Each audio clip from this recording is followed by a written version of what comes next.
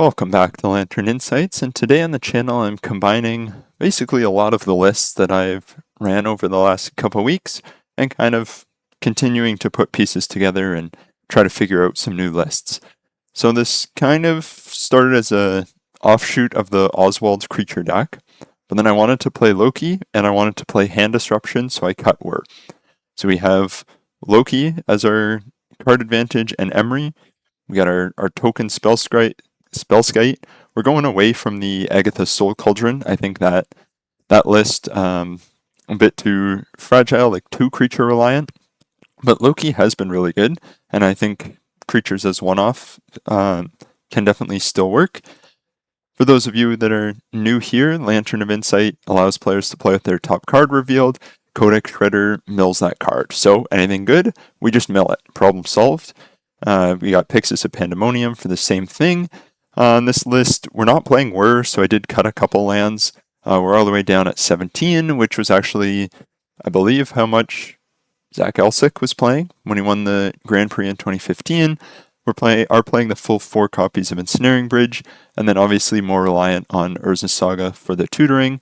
We're playing Portable Hole as some removal spells, so just a light white splash here.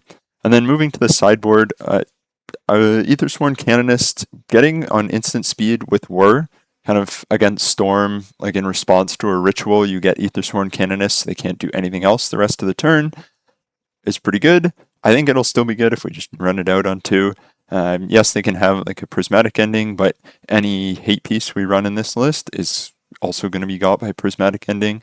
Fact, our whole deck is going to be got by Prismatic Ending, so I think saying a card, oh, Prismatic Ending is good against it, yeah, we're going to have to live with that. Hushbringer, kind of just a pet card of mine. Don't know if it's optimal, but I'm going to try it out. Narset, I think, is really good in the grindy matchups, Quantum Riddler, anything like that. Ashiok, mainly for Titan. You could play Harbinger, but I decided to go with Ashiok in this version. Torpor Orb, I'm actually going to cut before round 1, make some quick changes because I'm playing Harbinger, Spellskite, Soul Guide Lantern, an Extra Needle, and Haywire Mite. So that's the list, and let's get into some games. Round 1, we were on the play, and I think is a pretty keepable hand here.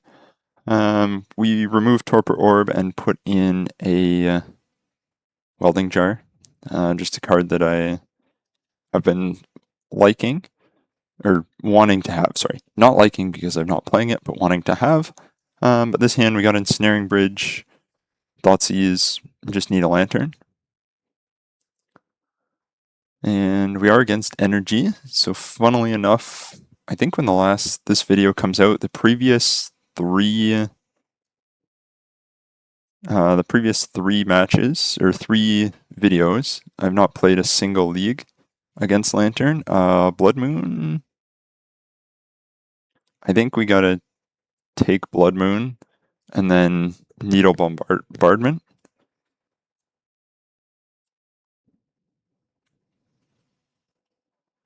Because we don't want Ajani to flip. They could draw a removal spell for it, obviously. But Blood Moon is just pretty.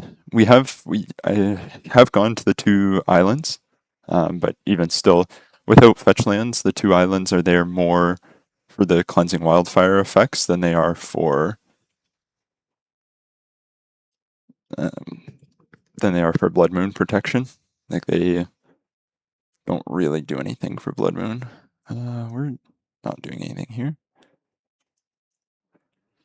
Triple Guide of Souls is pretty good. But I kind of want them to put the counters, because we're just going to play Ensnaring Bridge here. And then basically next turn we need to draw a non-land, and we're happy. So, we'll see. Still looking for that Lantern. I think Lantern pretty much wraps things up. They put Galvanic Discharge into their graveyard when they have a Ajani in their hand. This is their hand, and they graveyarded a Discharge. Or no, they already have a Discharge in hand. I think. I mean that has to be what it means, right? Or another Ajani? Because flipped Ajani is extremely strong.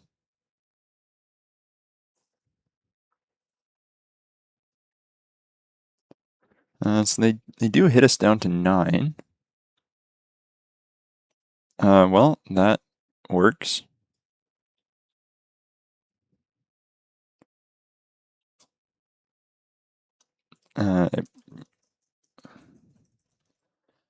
Nakadol, not a Kotley Avenger. And then Scrabbling Claws here. And then now we gotta find Lantern of Insight.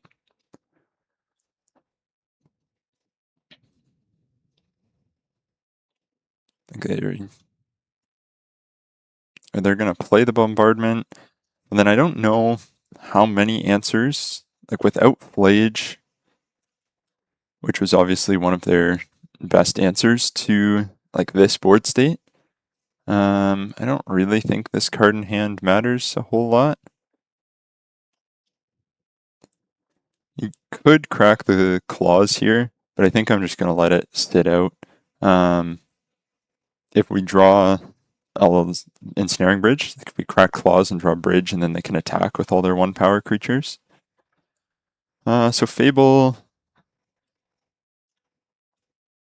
well, that's pretty good. Actually, we should... Again, here's the problem. If we crack the claws and draw land after we've already played our Academy Ruins, they can just get in with all their 1/1s, which I guess is 1, 2, 3, 4, 5, 6, 7, 8, 9 damage if they were able to get some counters. And they've already used the Fable here, so this is, from this point, Energy should not have many answers to this. Because they have no cards in hand, Bombardment and Ajani are needled, and then it's just a matter of using our clock efficiently. Which Voice of Victory is fine.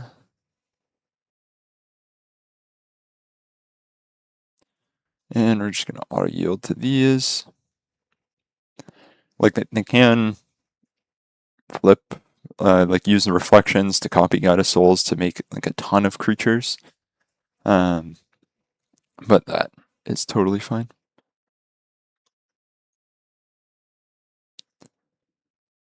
Emry is actually very strong on this board. Just fill our graveyard up a bit, let us maybe loop Scrabbling Claws. And this one should be pretty locked up. If you are enjoying the video, feel free to tap that like button. It is greatly appreciated. And if you have any cool Lantern stories, let me know in the comments. I guess we're looping Mishra's Bauble. We're going to exile that card. You know what? We're just going to pass. Like, I would kind of like a second Mill Rock, as they're probably going to stack these shuffle effects. But I think from here, it's just how can you do this? Like, how can you mill them out as kind of quickly as possible? So we'll just do that. So I don't know if I've seen this card in Boros before. I feel like you should probably mill it just because it's a 3-mana draw 2. Ocelot Pride. Oh boy. They're about to get some triggers. But as long as we auto yield to everything, the triggers are not our problem.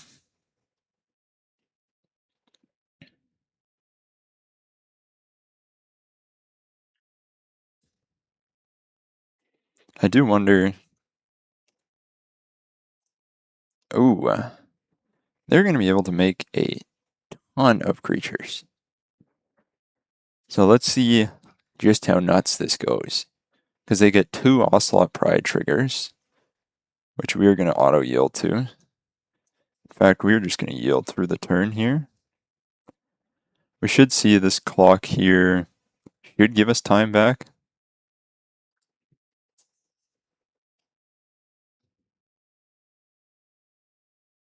Although Magic Online is struggling. And the unfortunate part is that they can do this every turn. And unfortunately, that did somehow burn like 20 seconds off our clock, which is kind of really annoying. Holy smokes. I might just die to lagging out.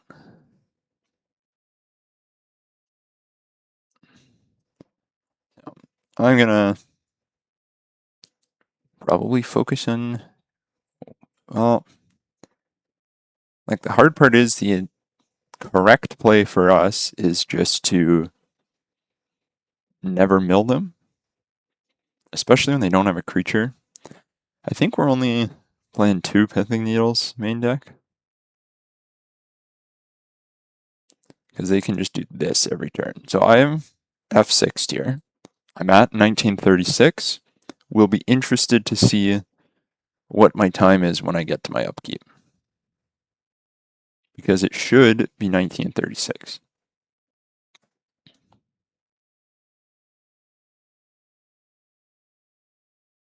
But we'll see how well Moto's able to handle it.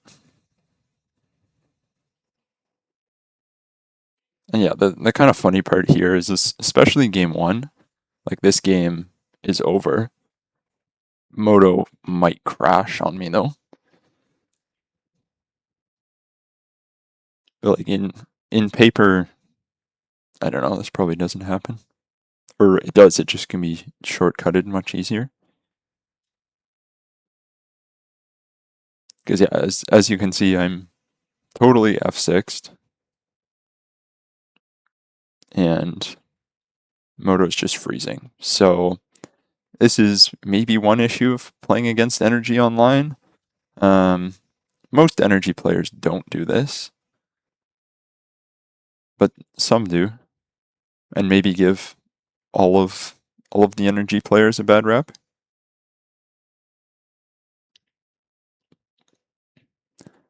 Yeah, like our clock's just ticking down here.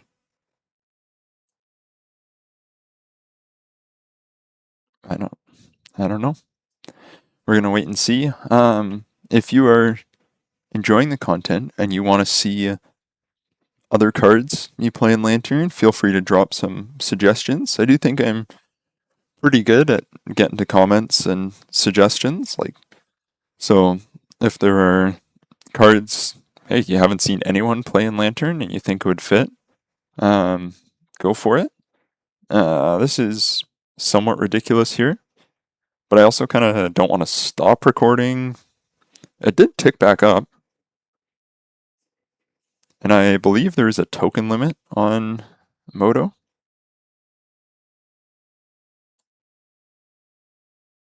So at some point there should be a like timeout function where they can't make more than, I'm not sure if it's 250 or if it's higher than 250, but either way, very unfortunate for how this turn ends.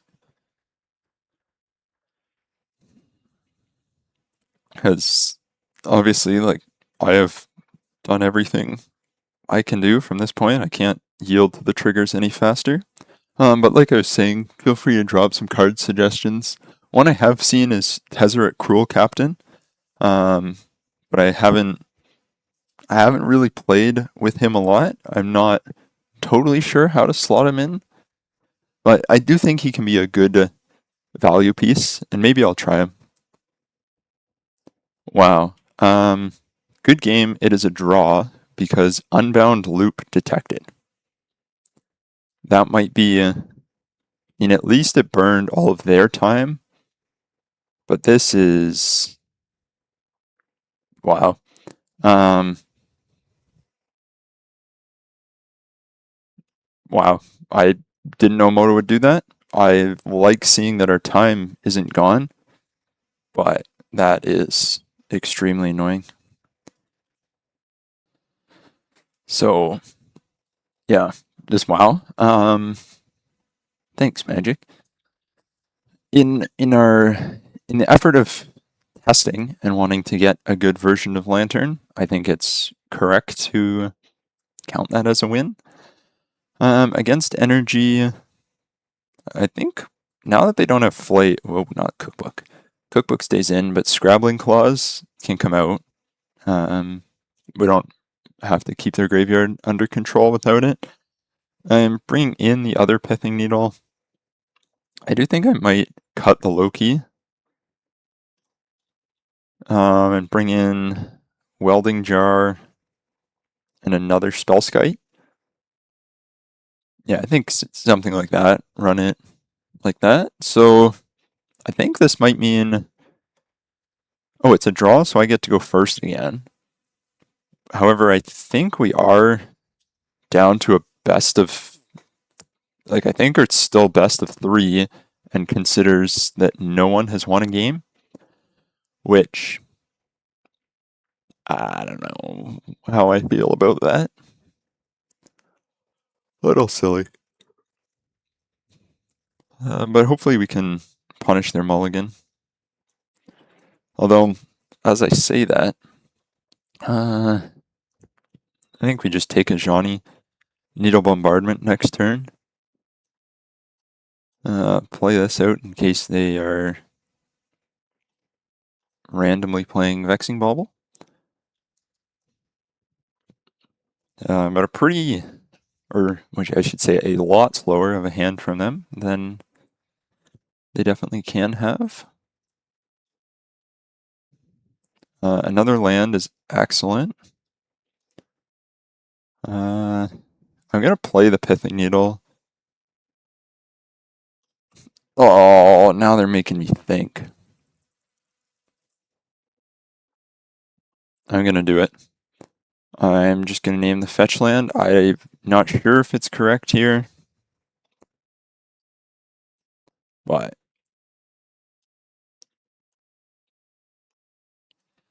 it was too tempting not to.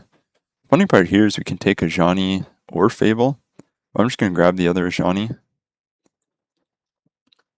And then next turn, I can make a Construct and cast Thoughtseize to get rid of either Fable or the Goblin Bombardment. Oh, and we draw Ensnaring Bridge, which is probably not a key card for us this game. Also, definitely going to restart Moto after this game. I guess we just take the Ajani.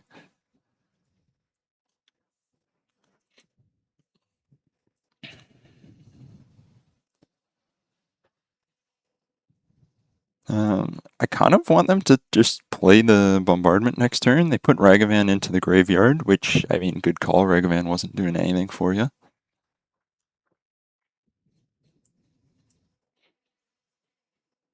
They should crack the Mesa here. If they don't crack the Mesa in response to the Urza Saga, I might just get another Pithing Needle. Okay, I mean, buddy, like I appreciate you treating it as I won the first game. But yeah, I am just gonna needle both of your fetch lands. And then I might as well Okay, so like, functionally, that was a 2-0 against Boros, right? We just now stupidly have to play another game because Magic Online couldn't handle it? Like, alright. I mean, technically we have to play 2, but I'm going to restart Moto and I will be back. And we're back. And I am wondering if, I don't know, I'd maybe have to think about it a bit, but is, easy mulligan here, is copying, and it's not the best hand, but I don't really like going to 5. Is copying Ocelot Pride and then having like multiple Ocelot Prides in the same turn because Pride copies the uh, Pride copies the tokens of which it is a token. I think we just grab a Johnny. I mean, all our 0-drops are going to be down well before Boromir. We have another turn to grab the Static Prison. Just take out a good chunk of their... I mean, they can dash Ragavan here. But I think I'd rather them just dash it than like playing it out slowly. So yeah, we do. No, there's one mystery card. They exile a Loki, which would have actually been pretty strong here.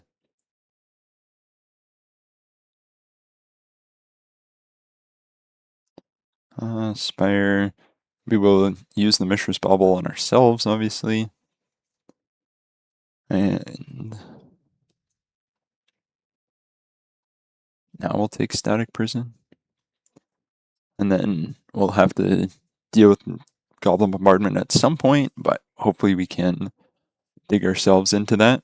So, like I was saying, if you have multiple Ocelot Prides that are tokens, but they wouldn't trigger, they would just, because it triggers at the beginning of the end step. So I don't think it's an unbounded loop. Like, I think it is just a ton, but I could be wrong, so definitely correct me. Boromir, yeah, it's kind of fine. Oh, they have Bombardment plus Mystery card. Fifthing Needle deals with the bombardment, so that's one issue. And then Urza's Saga can find Lantern, can make blockers, can do a lot for us. Goblin Bombardment. And then just going to mill them, so we have to do a bit less of that later on. Okay, I think next turn, probably making a construct. So their hand is Bombardment, Mystery card, and second Mystery card. And they are going to have one more draw step before we find Lantern, which might be too slow. There is a needle on that, so I think it was correct for them to just attack with Ragavan first. But they might have drawn like a Static Prison. Although, interestingly, they don't have any energy producers among their one mystery card. Although we do see Spyro. Glad that wasn't shocked in for Spyro. Well, Emry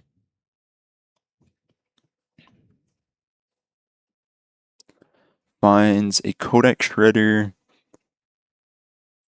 which is not particularly what we need, but obviously we're still gonna cast it if we can. And so they have two unknowns before we're able to get a Lantern next turn. So hopefully it's a Charmaw. Okay, so we're not able to get a Lantern next turn. We are able to make a pretty significant blocker, and I think the Charma was the card they drew like this turn. Otherwise, okay, so they're empty-handed. So if we can mill a Lantern here, we should be in pretty good shape. They have like four turns before they have lethal here. What do we get? Pithing Needle, Emry. I guess technically we also need. Let's see what we draw, and then we can mill with Codex Shredder. Excellent draw. I will mill myself a bit more here because I'm happy to cast Either Pithing Needle or Codex Shredder. I think we go with the Shredder.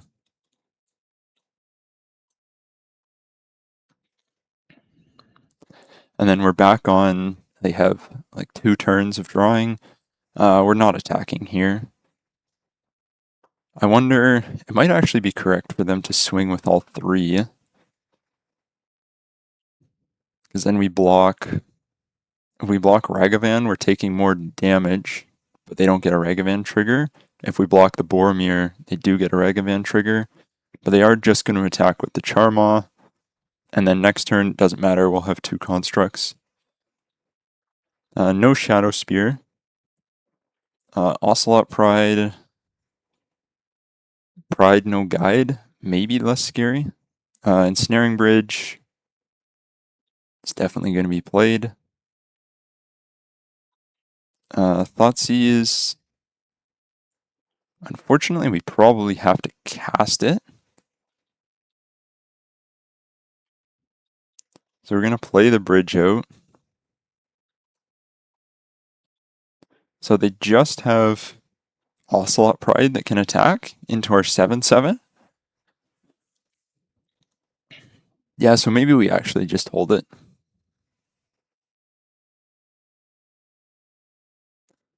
And definitely been a much longer game against Energy than I thought. I think we were like 5 minutes in and I was like, oh, we're going to win. And then. So let's see what this one card is. Arid Mesa. Beautiful. I mean, they can attack, but I can block. And block I will. This is going to get a Lantern. We have 3 Mill Rocks. The Darkslick Shores is actually going to come into play untapped on turn 7. And then Loki, which funnily enough, we might actually want to mill.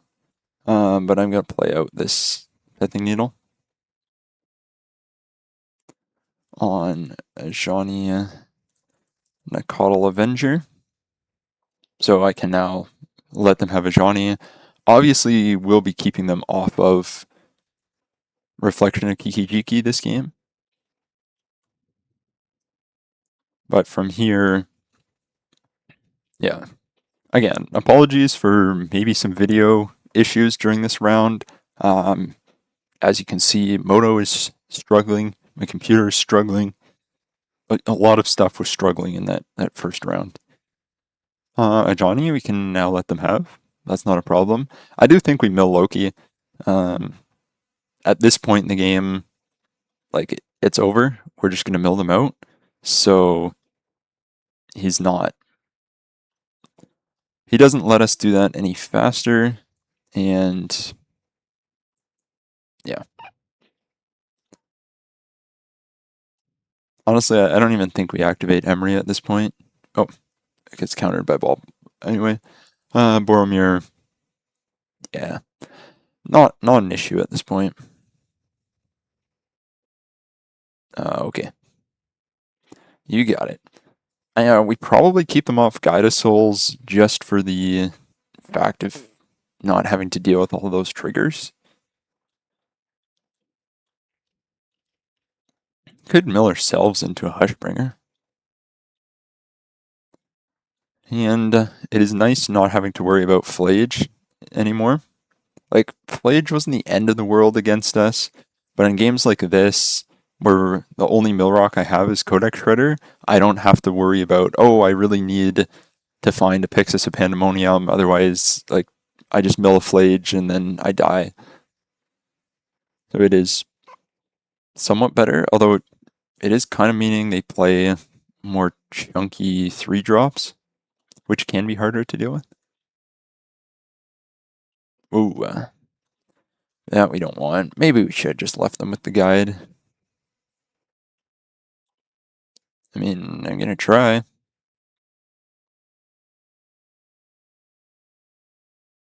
Yeah, that's fine. The Raven Charm at this stage in the game is not anything we care about.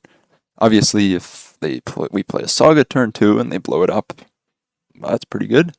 But from here, who cares?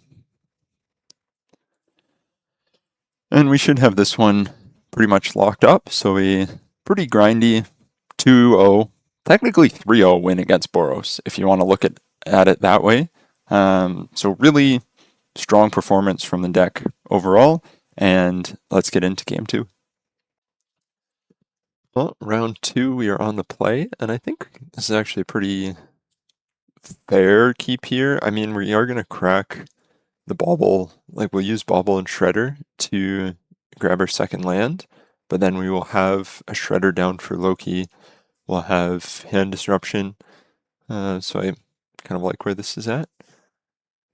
See what we're up against. Bloodstained Mire, pretty flexible. It will be nice if they get a surveil land. I think I actually draw the lantern.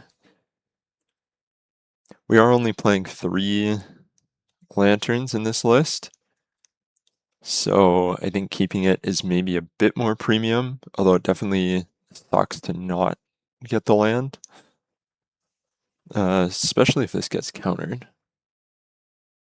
It does. No, we will not pay. Well, I will say, definitely thought it was more likely they had a Fatal Push than a Spell Pierce there, but hopefully if we can rip a land, Loki can kind of get us back into this. Looting Oculus Archon, so it's probably Frog. And I think we probably have to Inquisition this turn.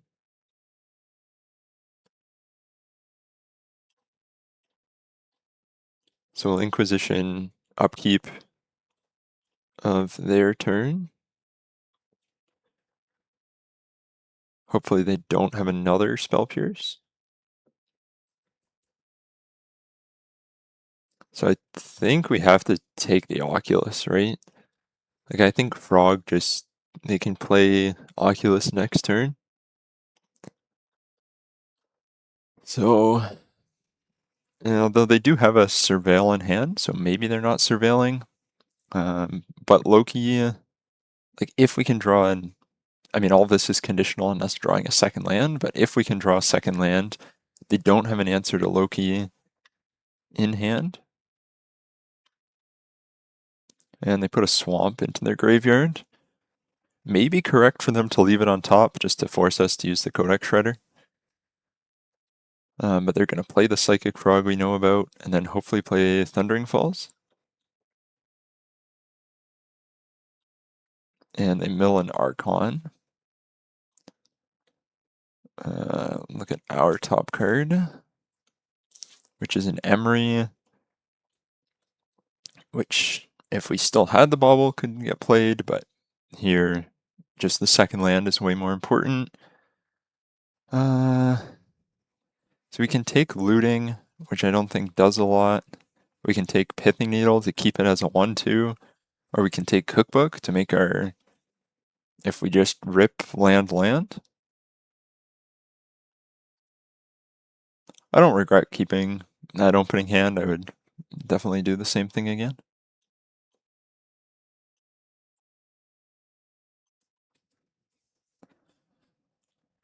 Let's see what they discard. Double land. So I guess they could have pitched those all to Frog.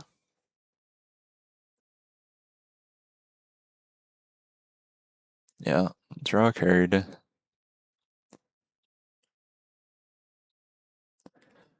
I think them finding another Spell Pierce would be very strong. Them unearthing an Oculus is also extremely strong. And now we kind of have to go land. And they play it tapped. And because we have to go land, I think we got to discard cards anyway.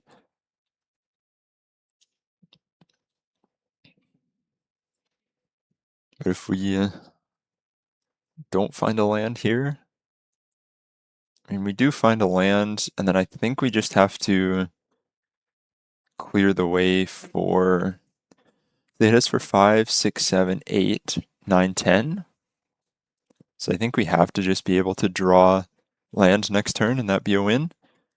So that means leave them with Fatal Push or leave them with Oculus. Like, we have to draw land anyway. We're dead in 2 turns, so maybe just leave them with the Oculus.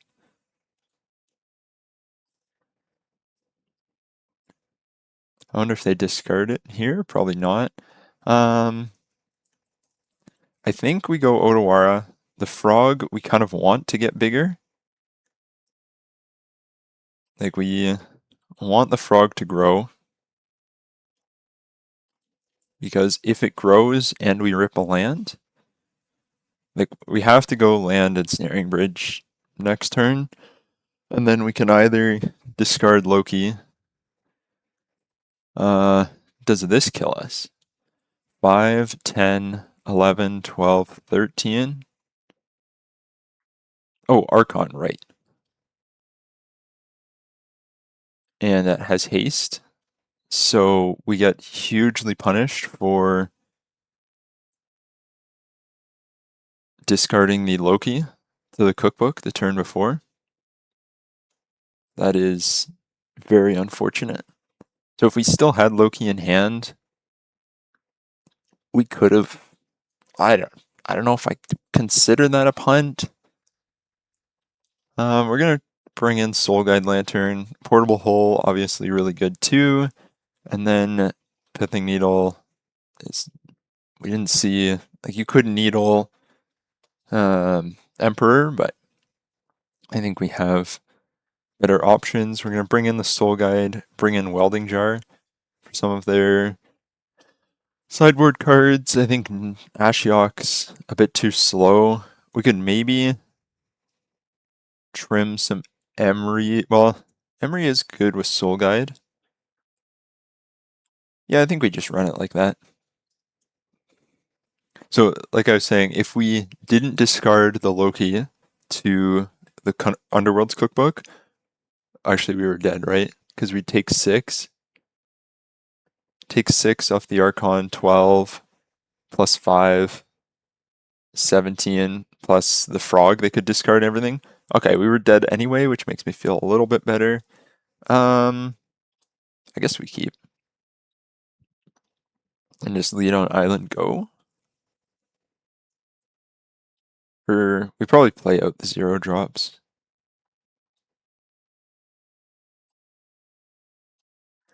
Maybe they think we have Metallic Rebuke or something like that.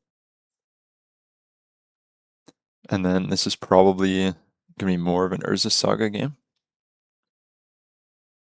Unless they Thoughtseize us. Yeah. Well, maybe leaned a bit too hard on the Loki. Urza Saga still should be good here.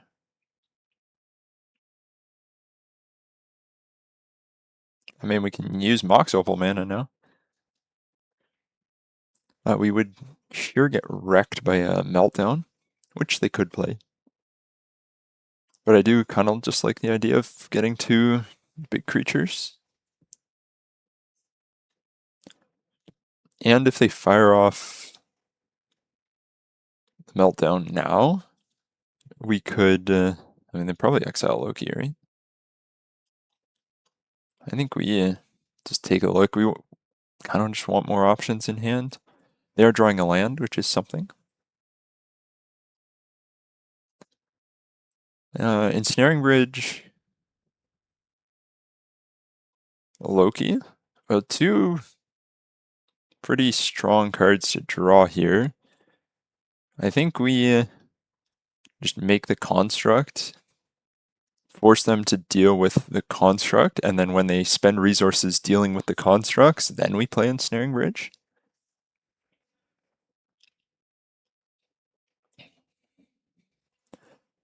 And yeah, Emry not going to be very good against this Emperor. Because then we can also find Codex Shredder with Urza Saga. Not blocking here. Okay, well, they're also not attacking, so maybe means they don't have Fatal Push. Okay, they do take the bridge over Loki. Loki is going to be able to draw a good number of cards if he resolves,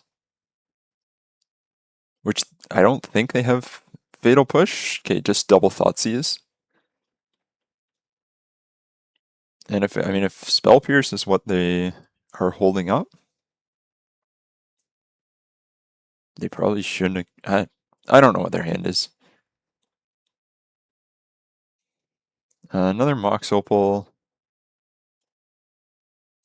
is not very good, but we can put Ensnaring Bridge on top with this Academy Ruins. So we're going to get Codex Shredder to fuel the Academy Ruins. Play the other Mox Opal. And now we can just put Ensnaring Bridge on top of our... Well, yeah, we can use it in response to the Emperor of Bones trigger. Although admittedly they are just almost dead. Unless they have Meltdown. In which case, if they have Meltdown, they are obviously in much better shape. But I think we put the Ensnaring Bridge on top anyway, because if they have it, yeah, let's put the bridge on top. It is because if they have Meltdown, we obviously want to have access to Ensnaring Bridge.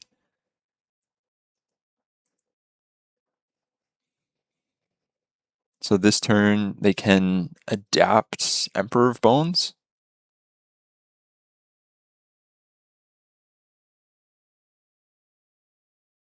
They don't swing, they play a Theater.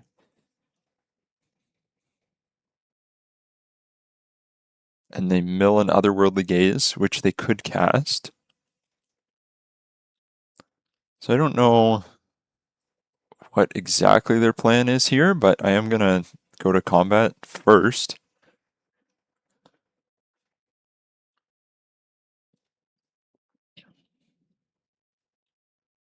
Just to see.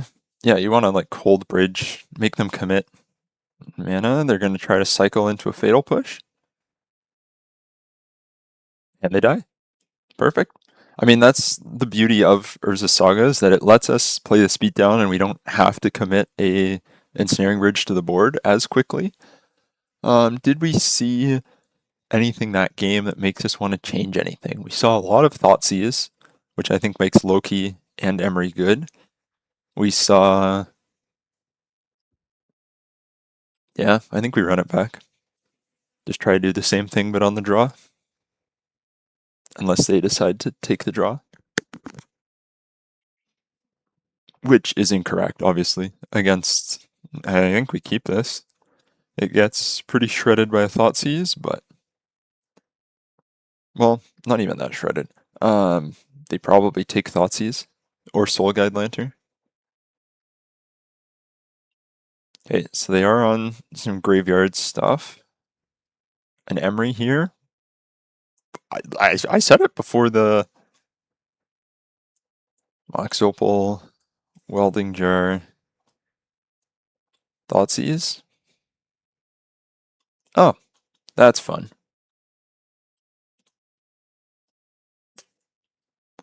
That's a pretty good card to mill, I think. And let's see what they're drawing. Not that what they're drawing is going to stay there for long. Emperor of Bones is actually pretty annoying. Just for the eating from our graveyard every turn. Which I think they just play the Emperor. Then the question is, what do they exile?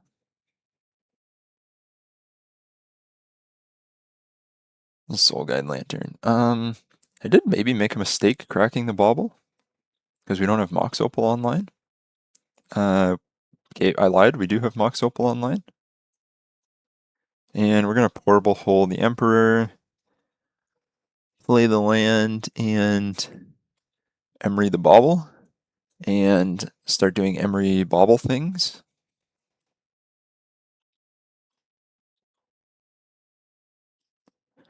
Archon. Well, you're going to have an Archon in the graveyard. We'll see if they are able to draw Persist to get rid of it, or like to get it back.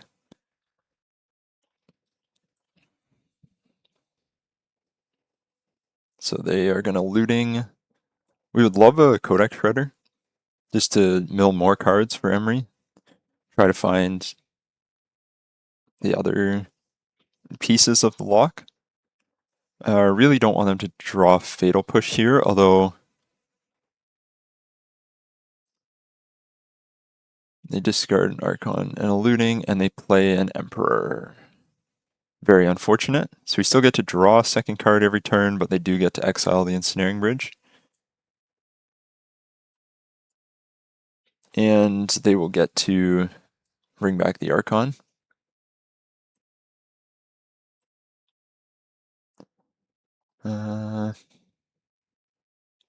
Which will get rid of our Emry. However, we will be able to get it back with Underworld Cookbook. So we're just going to play the one unfortunate thing, there's no point in milling Underworld Gaze, I don't think, is they might be able to exile our Academy Ruins with Emperor of Bones, which long run could be relevant.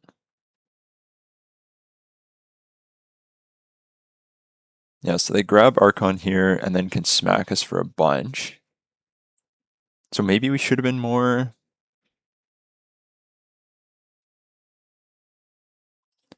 So they hit us for 10, 13. Oh, they hit us down to 2. Yeah, that's a clock and a half. Yeah, I don't think I realized this clock was going to be that fast. They do have to sacrifice the Archon at least. Another Archon on top. It kind of sucks. We can buy ourselves a turn here.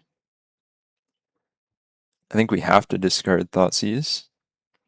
And then the question becomes, what do we... So we're never casting Thoughtseize because we're at 2.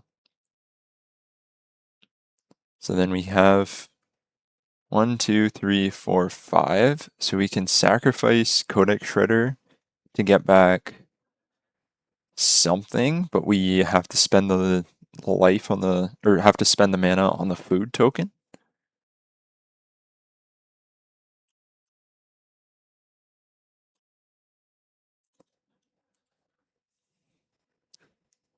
We'll see. They put one card on top, so we just mill what they have on top, which was an engineered explosive. Yeah, good card for them to leave on top. So the food token buys us exactly 1 turn.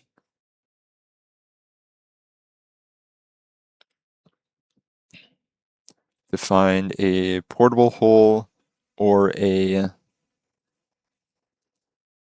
Let's see what works here. Portable hole, Emry, Loki buy us an extra turn. Loki buys us an extra turn and draws us a card.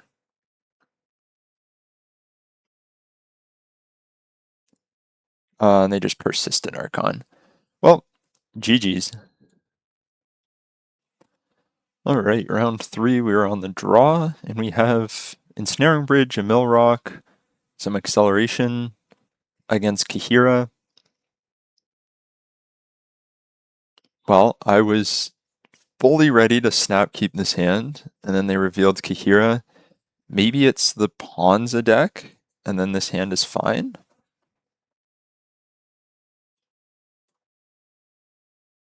Looking more likely with the Sacred Foundry. It's a Sacred Foundry, Kahira, probably Ponza, and probably left up Erode or Path. So I think there's not really a good reason to just play Emry into that. I would rather them tap out.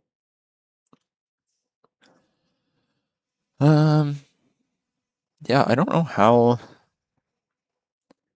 relevant Ensnaring Bridge is gonna be. I mean, what are their like Solitude?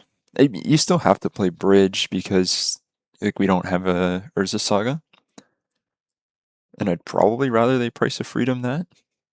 So they are the Ponza deck, but we have Mox Opal. I guess knowing they're the Ponza deck, probably should have just Pithing Needled one of Field of Ruin or Demolition Field.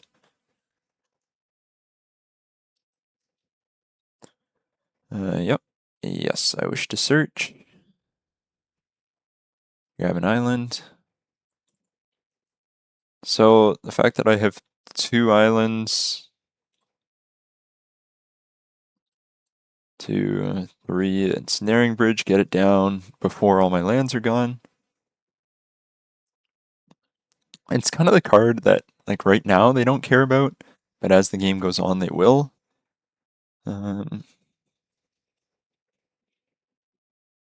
Yeah, a lot more likely to sack a bauble here. Maybe could have done that during my turn. Sacrifice the bauble so that if they Field of Ruin, I don't have to search. Or sorry, I don't have to. I can draw if I see a good card on top. So we're looking at like Quarry Mountain Monastery might be our Pithing Needle target now, as we do have our expensive card out of hand. I think like we will play Emry. I like that. Yes. So this is not going after any of our artifacts, which is very good. We are now out of basics, but can play the whole hand. I think like Emry is going to die for sure. No, I'd rather just get on to the next card. Like Emry's going to die for sure. Now we have a second Emry, so I think we name Field of Ruin because it's going to be pretty good here.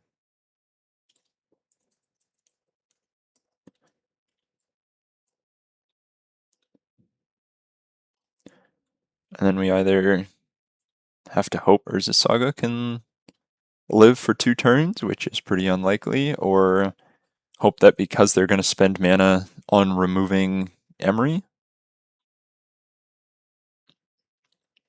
That sure was a glut of hand disruption that was going to be on top. The other thing is if we somehow get to 5 mana, which I think is extremely unlikely, we can, if we had milled a lantern there, we could get it back, but we didn't.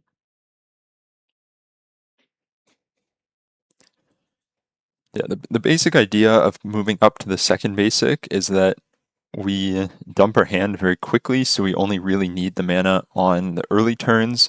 So like there, they did Cleansing Wildfire and then Price of Freedom on turn 2 and 3, and we weren't actually cut off of any mana until here, their turn 4. But by turn 4, if we have 1 less mana, it's not a big deal. And so, yeah, them obviously playing Demolition Field makes Pithing Needle on Field of Ruin a bit worse, because that Urza Saga is going anyway, and then our Emry's going.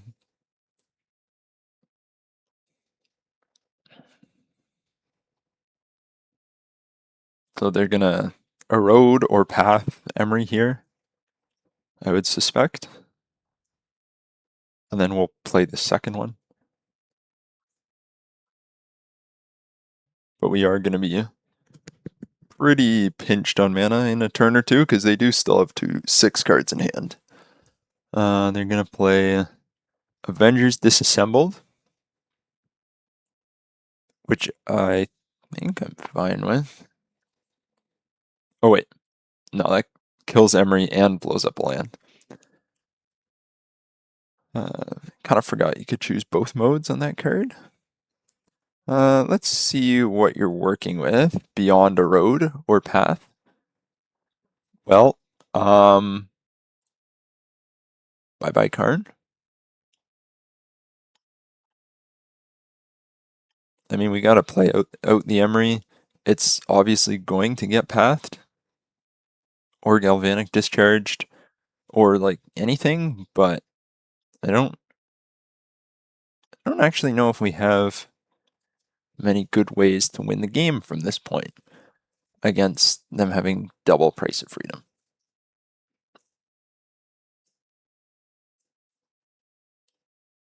Because if they Price of Freedom, Darkslick Shores, Mox Opal, then we're just cut off from mana the rest of the game. Good to know they're playing Karn. Yep.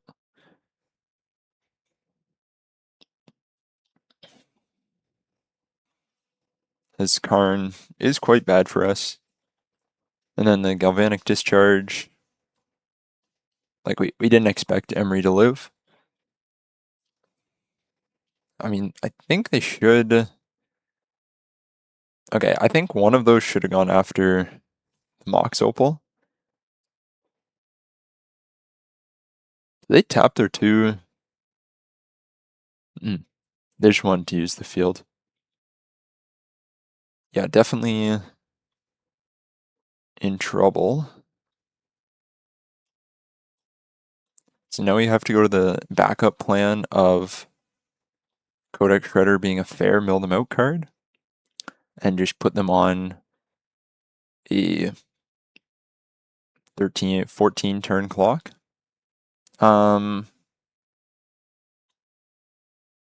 This maybe means they don't Price of Freedom Mox Opal or Ensnaring Bridge. So we gotta play it. Actually, it's probably...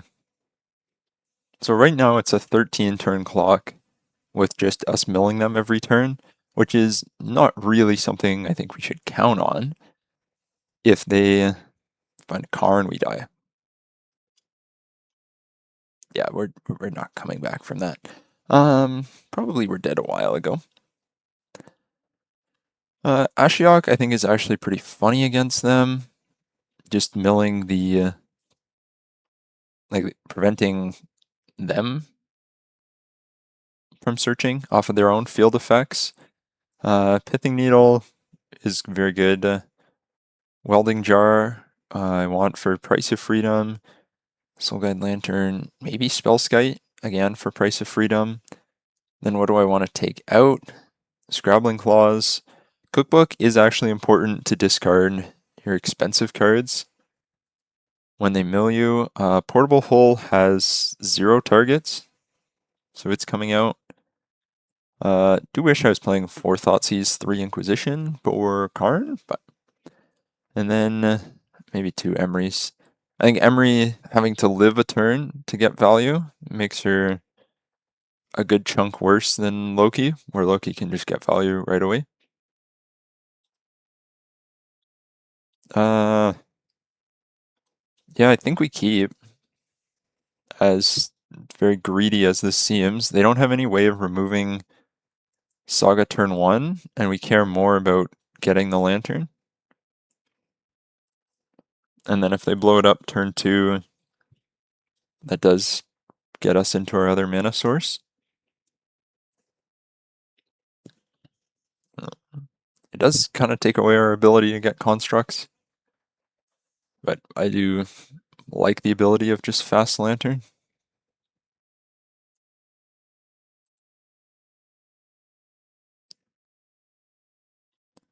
So, Bobble, Shredder, Grixis.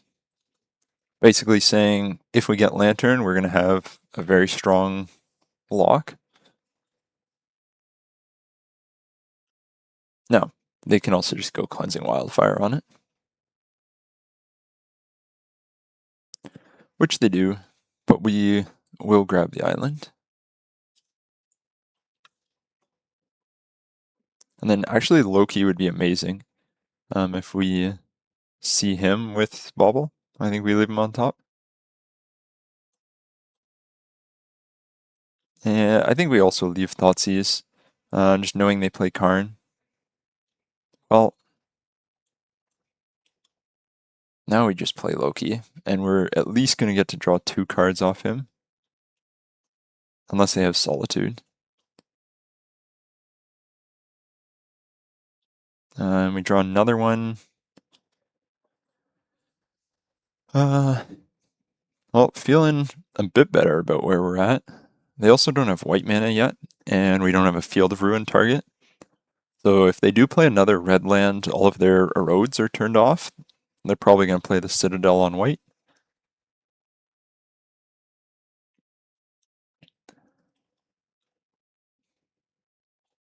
I definitely think the Ponza matchup is one where Loki is pretty good for us in.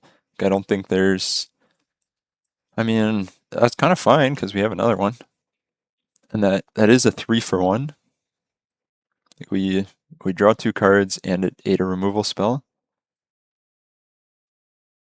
And funnily enough, they've actually put 2 Price of Freedoms into, or we've milled 2 Price of Freedoms already.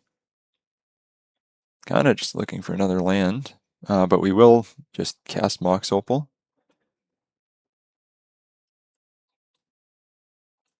And really gonna cry if we see double Karn, but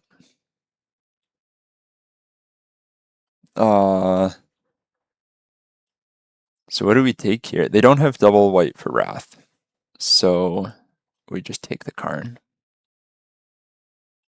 And then, are they gonna evoke Solitude? They should. Okay, they're just gonna let us have another card. They did draw all of the removal. I think so. The reason I took Karn over Wrath here is both of them require a land for them to draw, but Karn requires any land, and Wrath requires specifically a white land. So next turn we can still Thoughtseize.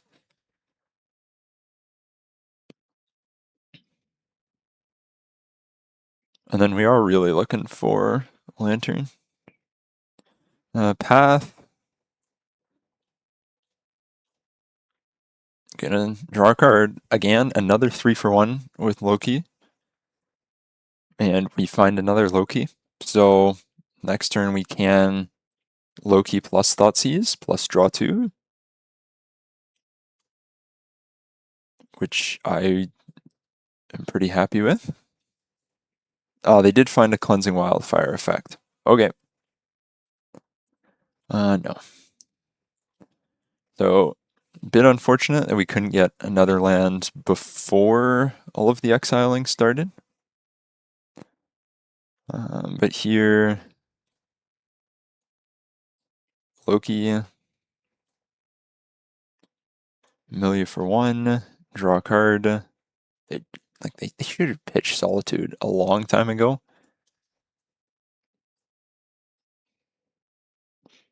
But I think what they're thinking about here is if they pitch Solitude. Oh yeah, I forgot we were playing Concealed Courtyards today. If they pitch a Solitude, and then instead of just cast a path on their turn, like they are spending a card versus us gaining a card. And now they do it, exiling Reprieve. I think I'm pretty happy with that.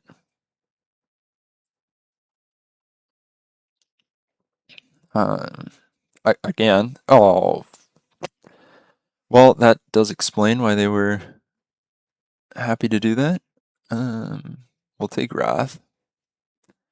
The hard part of this is they can just Field of Ruin and get their second white source that way.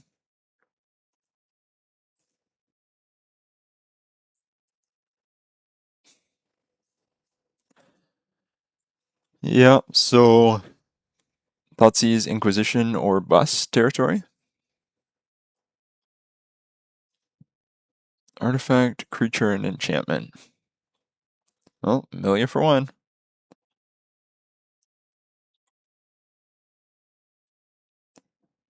So, Thoughtseize.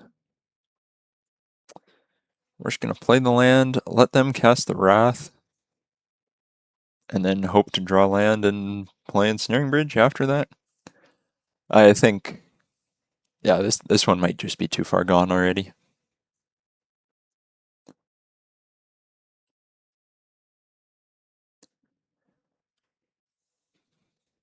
Although I don't like Loki. Loki is very good, I think.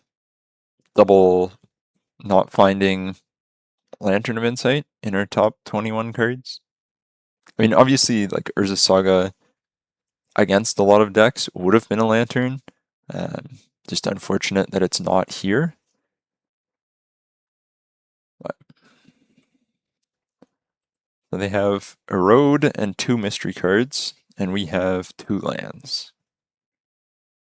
And their 2 mystery cards are both spells, because they are missing land drops. Field of Ruin.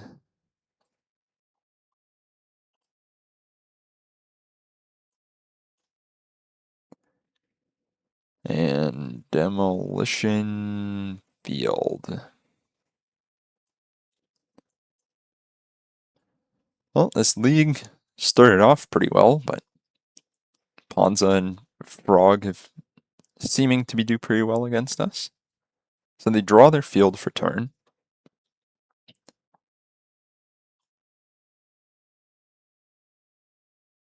And they put Kahira into hand,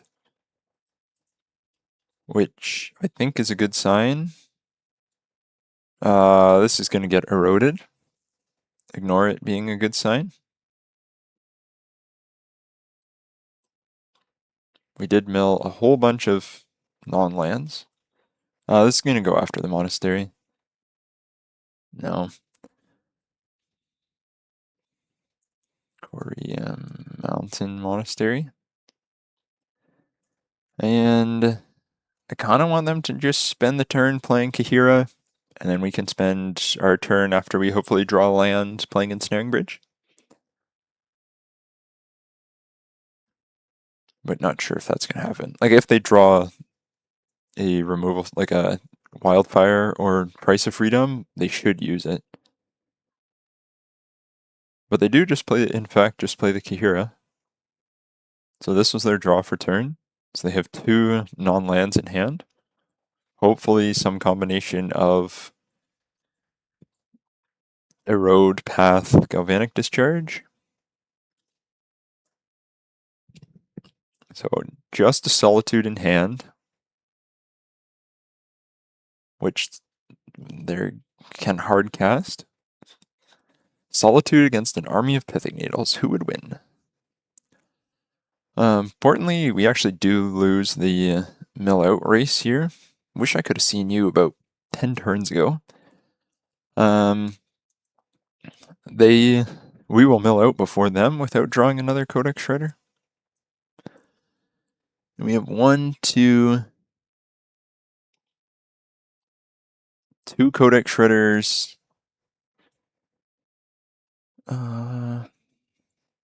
Yeah, I mean, we are drawing a land, so we're not dead here. And they're drawing a land. Yeah.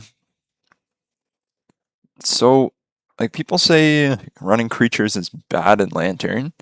I would say in this game, running creatures, like, the creatures have actually been very good for us. Loki was basically the only thing that even remotely kept us in it. And it also meant they left all of their creature removal in. So in a situation like this, where we are both top decking, they have a bunch of dead draws like Galvanic Discharge. I mean, we also have some dead draws like Loki because of their dead draws, but at this point, like, it's Wrath or Karn or bust from them. Well, not or bust, but either they draw Wrath or Karn or they don't. Or so they do. We will be sacrificing Lantern in their upkeep.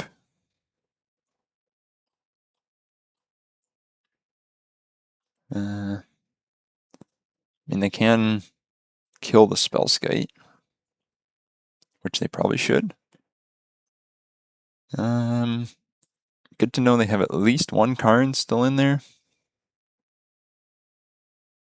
But we don't have any way of removing Karn if he hits the battlefield. So there is that. What?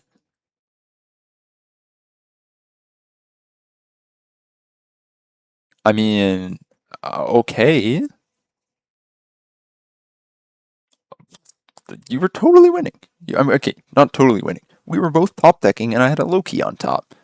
Uh, I think the fact that Emery does basically just die every time she hits the board with no value gained, as opposed, like I said, to Loki, who came down and the first time we played him, he drew 2 cards and ate a removal spell. Second time, drew 2 cards, ate a removal spell. Second time, drew a card and ate a Solitude pitching Reprieve, which obviously we don't want them to have Reprieve in hand. So I think that's a good showing for it. Still saw nothing that Portable Hole hits. Yeah, I think we run it like that. I'm not really sure why they conceded there, but hey. Rule 104.3a does state that you may concede at any time. Yeah, I like that I have double Mox Opal,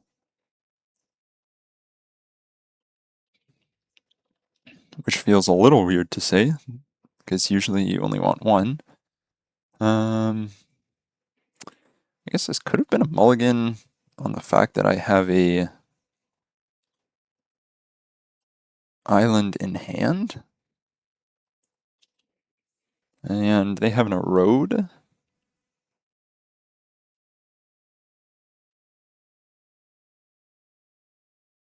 But I like having Spellskite, I like having Thoughtseize. I just need a Millrock. Probably should have, well, I guess I don't have Thoughtseize because of Wildfire, obviously. Let's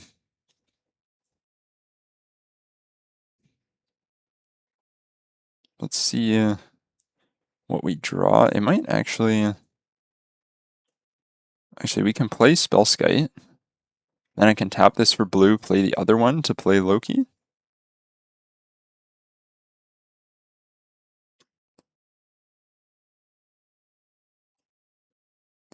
And Erode doesn't hit it.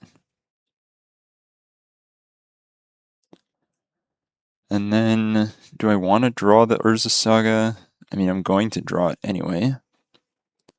And I can't draw Mishra's Bauble this turn, so I can use it on his turn.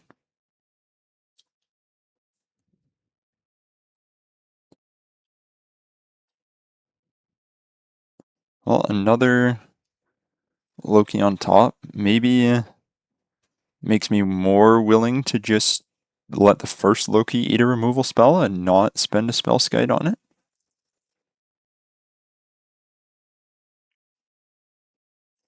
But we'll see.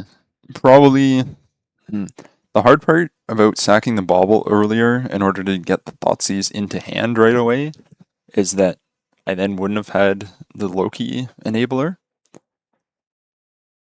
So I think here we just say no.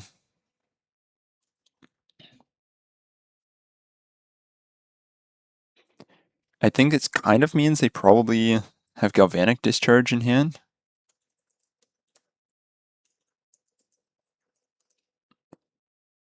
And then they so okay, they play the, I guess we knew about it anyway. Price of Freedom on the land. Again, we don't want to use it.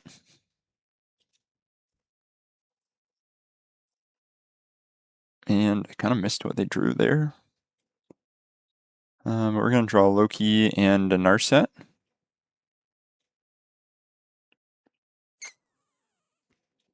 Now we actually have a lot of questions. Do we play Loki? Do we play Urza Saga? We obviously want to draw this Inquisition. Do we play Narset, let them erode it, and then play Loki next turn? Or we could Narset, activate Narset.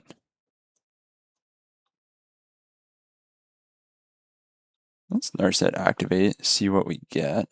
We're going to grab the Inquisition anyway and see a Pithing Needle.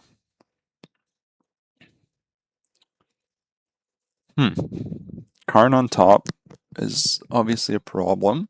Can we redirect Spellskite if they cast a road that targets Narset? I don't know. I think if they cast a road, we also do want to use the ability because we don't want Pithing Needle on top.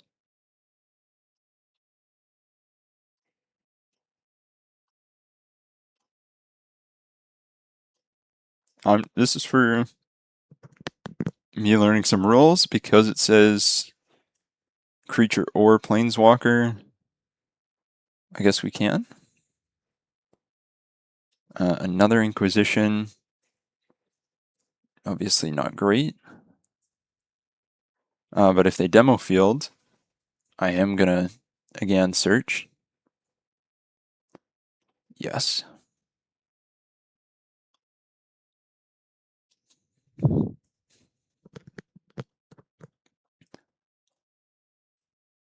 They use demo field's ability actually. Okay. I think that's good for us. Because now Karn's not on top anymore.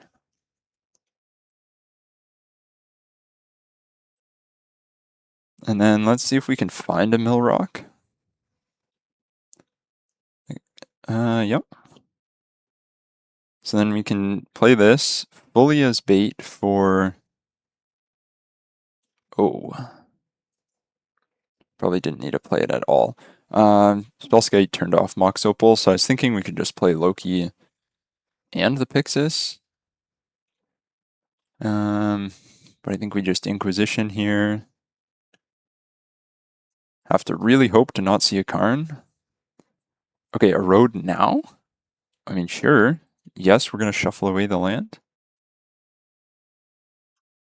Beautiful. Even better. Ironically, the card that we put to the bottom in Pithing Needle is now one of the cards we most want to see. For Quarry Mountain Monastery, not even for the demo field or Field of Ruin. And we definitely want them to play demo field over field here. Or sorry, yeah, demo fields over Field of Ruin. Because if they play a Plains because they want to hold up Wrath of the Skies. Which I think slightly backfires. So if they activate Monastery, we will Pixis in response.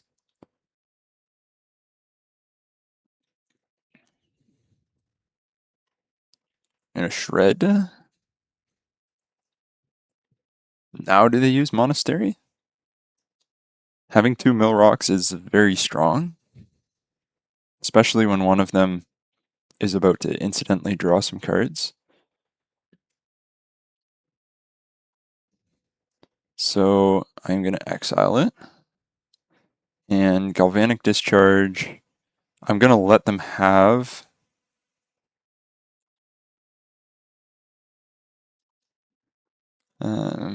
and probably... Oh, right, they exiled the Galvanic Discharge. Cleansing Wildfire. I guess we just give them all of these shuffle effects and hope that they can shuffle us into a Pithing Needle.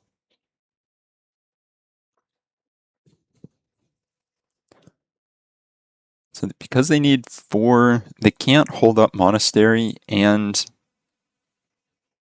cast Cleansing Wildfire here. And they do have that Galvanic Discharge exiled. And they kind of have to play a field or like one of their land destruction lands. This game 3 has actually been a very slow, grindy game. I would say much more interesting than game 2. So here they're doing this because they can still Mountain Monastery, 1, 2, 3. So I think we just let Loki die. As good as he is, we have to mill that Wrath.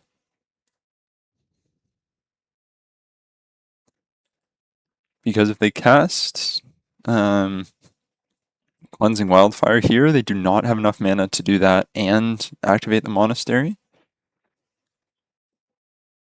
And they could also just Field of Ruin.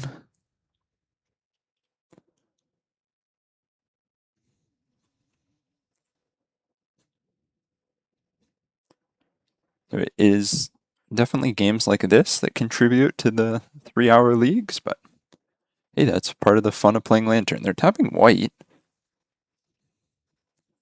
I think we do just want to sacrifice the Ursus or shuffle here. It's not a May ability, never mind.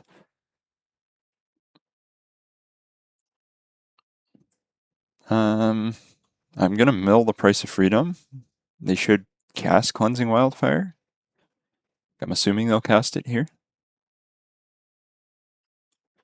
So I really don't want them to have a Price of Freedom. Sunken Citadel you can have, and I will shuffle. Kind of unfortunate. Sorry, they drew something. So Urza Saga is obviously going to eat a removal spell, but getting the Codex Shredder is more important, and because they played the field first, Demo Field can remove the Urza Saga, but it can't remove the Codex Shredder on the top of my library. And now it will be interesting if they choose to use Demo Field. They do. So they don't want a Wrath of the Skies? Okay.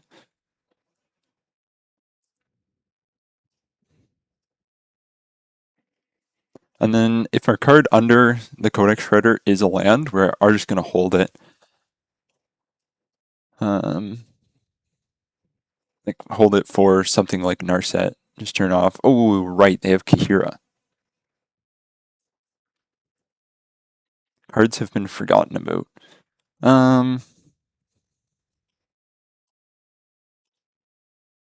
We still have time.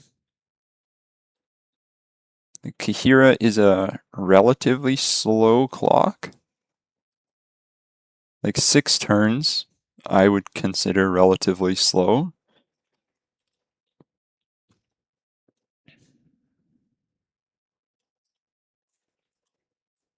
I think they play it. And then when they play it, then we're going to start getting into this mill fight. They actually didn't leave up enough for the monastery. And then, do I want to mill Narset? I think the answer is no, because if I draw land, she's just great at digging for an ensnaring bridge, which could also just draw the ensnaring bridge. So Lantern's a really good card in that it lets you see the top card of your library. You do not have enough for Monastery, good sir. A really good card in that it lets you see the top card of your library. Not so great card in that... Huh? You do not have enough to activate the Monastery. It does have a limitation in that the second card down, it can't see. Destroy target land. So we do have to keep them off those effects now, or... this might actually be pretty hard. We take 3.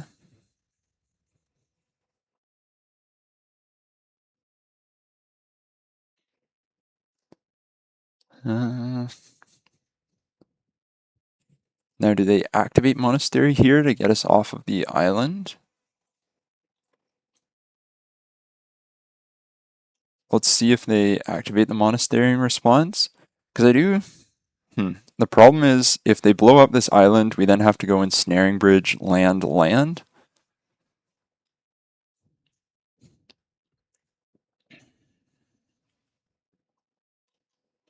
So let's try to keep them off it. I think if they use the other Quarry, we don't use Pixis because I guess our own ability to find 2 lands, or a Mox Opal and a land. Well, I don't hate milling a Karn. We're gonna have to use. We are gonna. Oh, frickin' hell! It might be over. They already have a Avengers assembled in hand, which means I think giving them more of these mill pieces is fine because we have to mill myself into land Mox Opal and then play them on the same turn. Is kind of my only way to get Ensnaring Bridge down. Yeah, did totally blank on them having Kahira, and that Ensnaring Bridge was important for us to get to.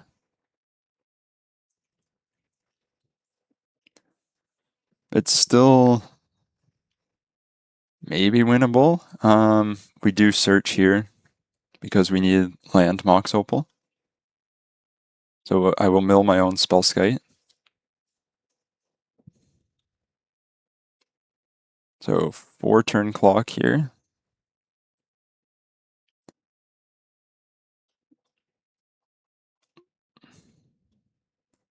Another Lantern, I think, is going to get a Pixis activation because I also don't really want them to have the Monastery.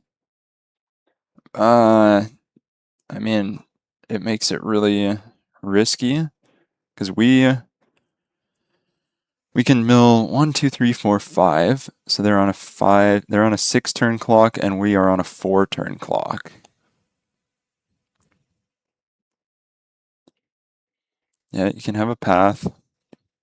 Citadel on top is great. They should be using their monasteries more aggressively. So I have a plan. The plan is to mill myself into land Mox Opal.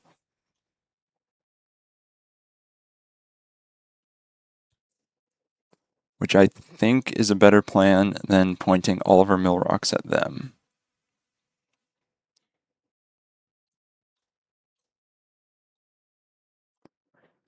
Is Bauble a card we want to draw here? Not really. Okay, so we are halfway there. So now I need to mill myself into a land in the next 2 turns. And then after the land, then I can worry about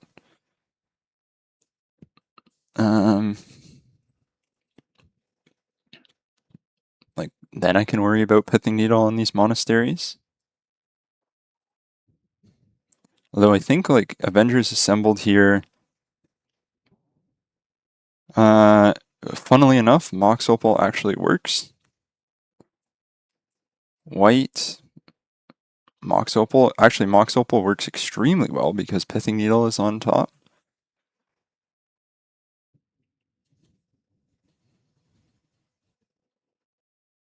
Like, maybe realizing now that,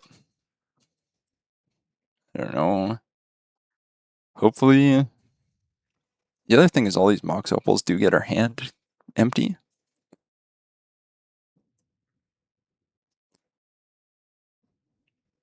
Ensnaring Bridge. And I think I have enough 1-drops in the deck that I can just hold Needle in hand. Activating Mountain Monastery here for Avengers Disassembled, I don't care.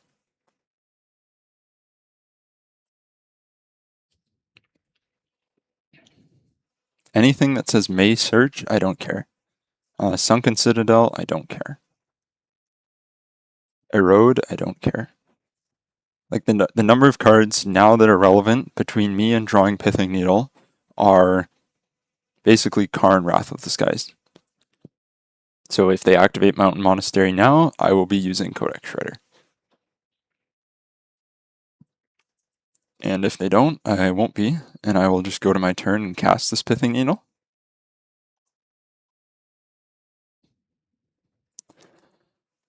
Well, Lantern continues to punish mistakes from our opponent.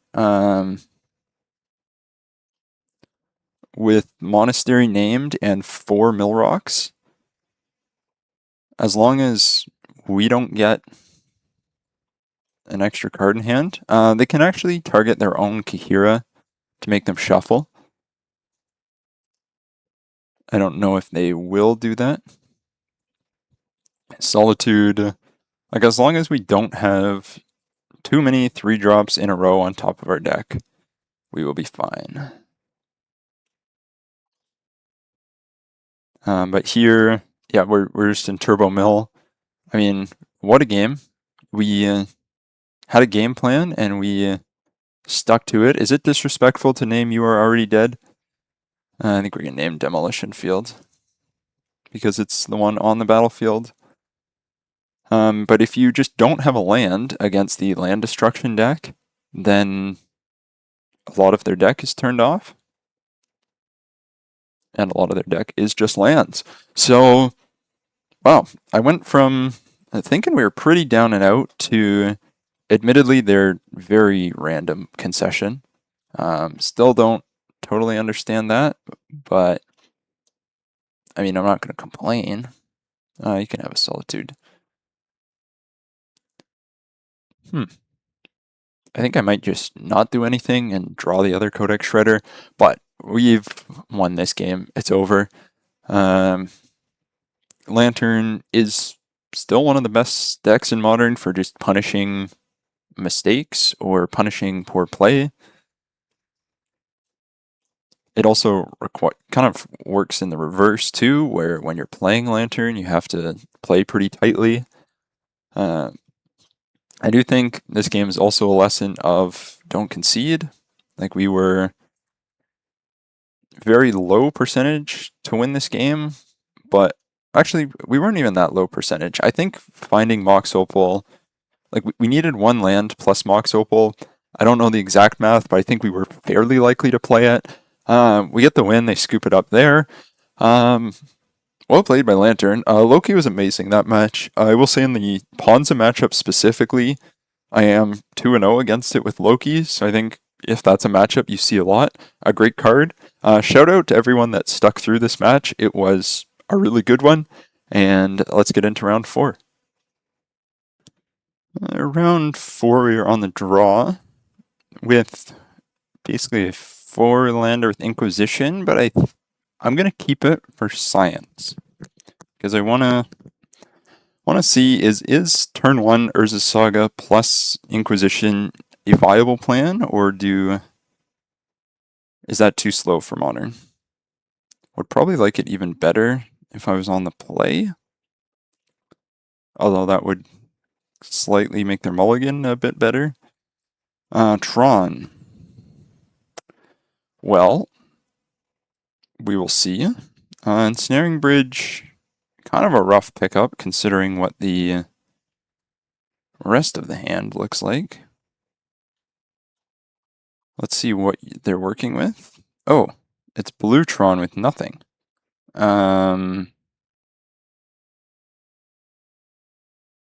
Okay. Subtlety is fairly blank, I would say. I think fairly blank would be a good approximation. Zero purpose in playing this portable hole here, as they are just going to crack the map, presumably for another Tron piece.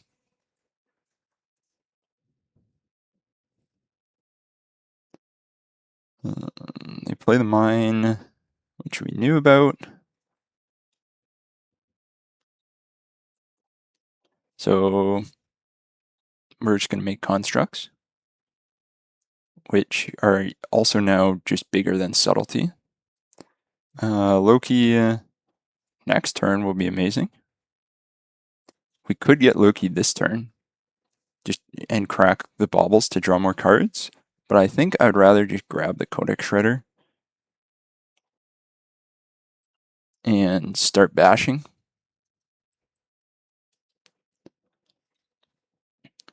Hilariously, this is a 2-turn clock where he has to find something immediately.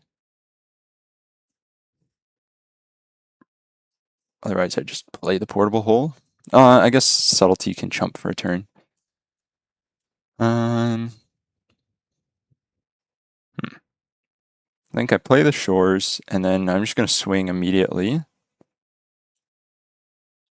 Play Loki in my second main phase. So, do I want to give him the value of being able to cast Subtlety on Loki? I think I would rather hard cast Subtlety here than I would a K-Command. I think K-Command would be much better for him. So, if he's tapping out for Subtlety, that's fine. And Loki's going to go on top. So 3 unknowns. I mean, the rough part against Tron is he could just immediately chain K commands together, remove both our constructs, and then we kind of cry. The good news with that is we then play Loki and start drawing cards. Because here's important. Card type, you may cast a spell if you exiled 4 or more cards this way. Yeah, go for it. Force negation, Urza's Mine, and scoops it up. Okay, so we kept the turn 1 Urza Saga hand and it worked. I don't know if that is for sure a sign of things that it for sure means it's viable. Against Blue Tron, to be honest, have not seen a lot of Blue Tron at all recently. Probably want Pithing Needle and potentially Narset just as a grind card. Ashiok's actually maybe not great, especially on the draw. It's going to be too slow.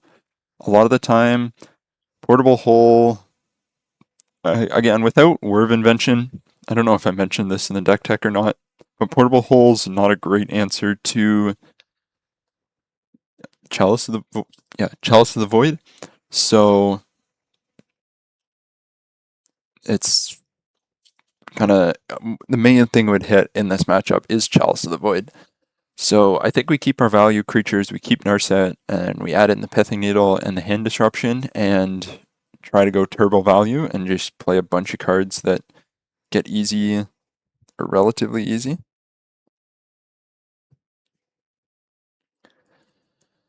Turn 1 Emry into turn 2 Loki.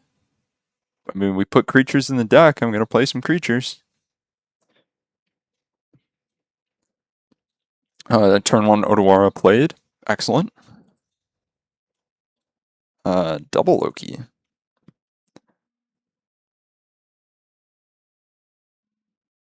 Mishra's Bauble. Land. Nope, not that. Cancel. Emry. Doesn't have anything. Might have a Dismember.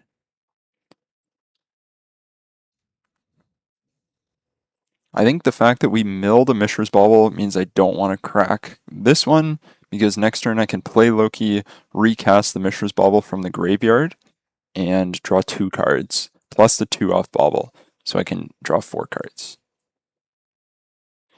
And Emry untaps, and we find an Urza's Saga 2. So it doesn't have the mana for K Command here.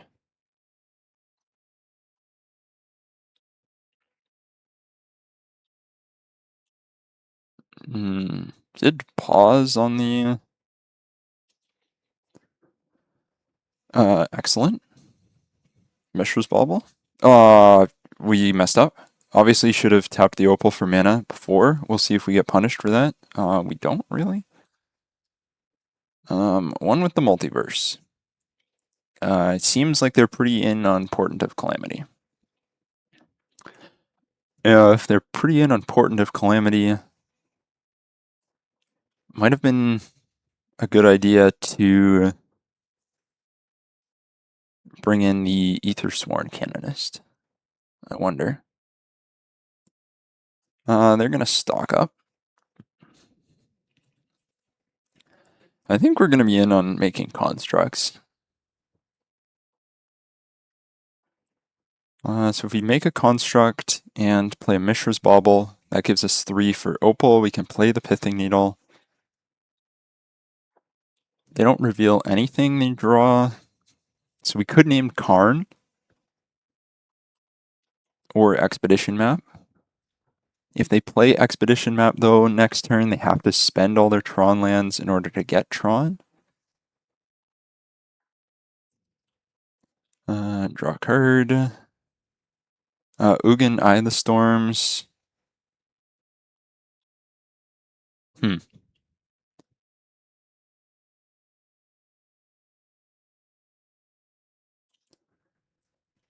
Wow, actually very interesting here. We're going to save the Urza Saga for a turn.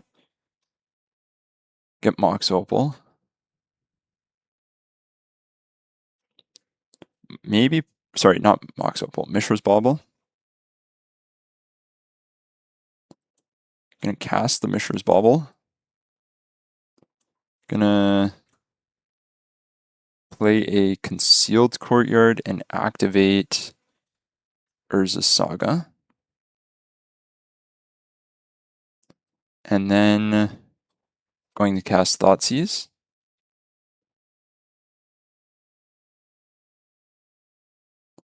Force pitching one with the Multiverse.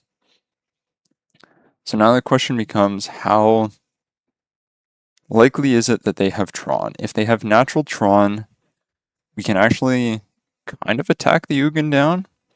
So I think I'm going to name Karn the Great Creator, because that way they can play him, but then we can attack him down. If they have Expedition Map, that could be the other card in consideration for being named here, but that is the entire hand. Do we crack Bauble in case we draw another one? Okay, we didn't draw another one.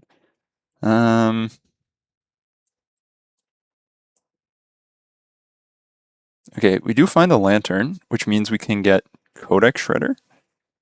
They have an Ugin's Labyrinth, and they imprint Ugin. And they cast Portent of Calamity. And they reveal Kozilek's Command, Engineered Explosives, Portent of Calamity, which actually are like kind of fine. Oh, X equals 0, I mean, can blow up. We just grab another Pithing Needle with Urza Saga. So I'm going to make the construct. Terrible Portent. And go get Pithing Needle on Engineered Explosives.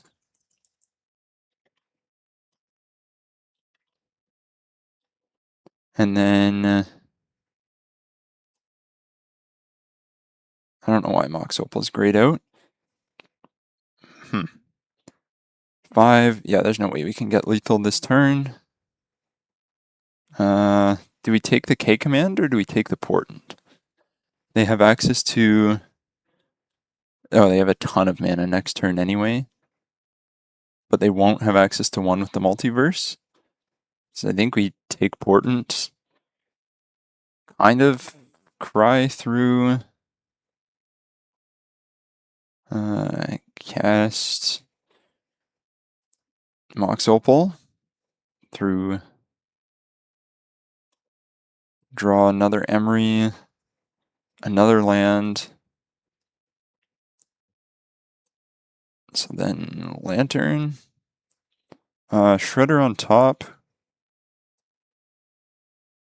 So they can use the Ugin to remove... They can't play one with the Multiverse.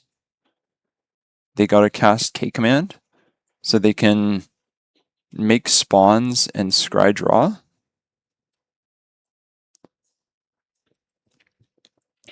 They can exile a construct, but they die, because we can play 1, 2, 3. Okay, we can't play. Yeah, and then we can just swing. So they're gonna hold up K command.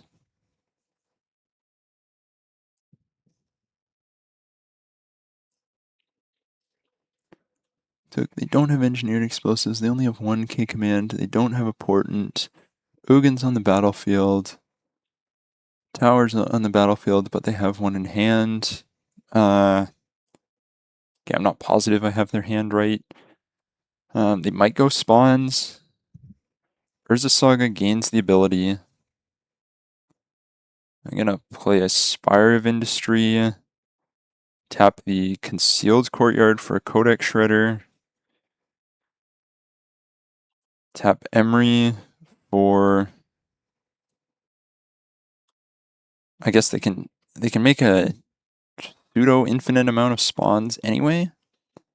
So I think I'd rather just keep looping baubles, which they could have used the K command in response to not let me draw that.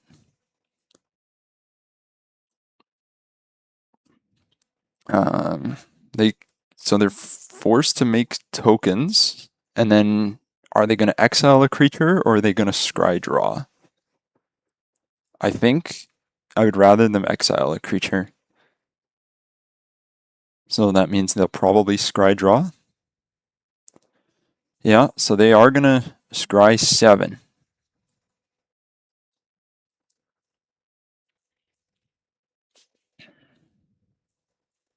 So I do get to see what they draw. It'll go on the bottom here. Like, the thing is, even Karn isn't totally the end of the world. I do think I crack Bauble to draw Lantern. I crack Bauble, second main. I draw off of Loki. With the Loki draw, I cast Lantern. Upkeep, I get them to shuffle their library to undo the whole Scry 7. Once they decide what their Scry 7 is actually going to be.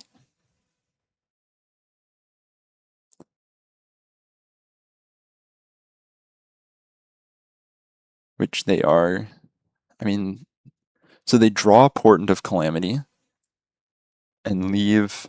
So they scry 3 top, one of which is a consign to memory. So they can Portent of Calamity. You may cast a spell, and then, so they are trying to grab, like they want to find Behold the Multiverse, and then just cast like everything they drew.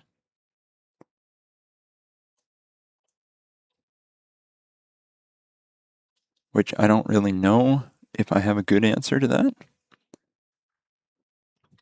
Other than pray it kind of whiffs, although they are going to have so much mana. Just going to get you to shuffle. Yeah, they. It's going to depend if. Oh. Turn too late on the Inquisition. Narset's. No, because Portent just puts them into hand.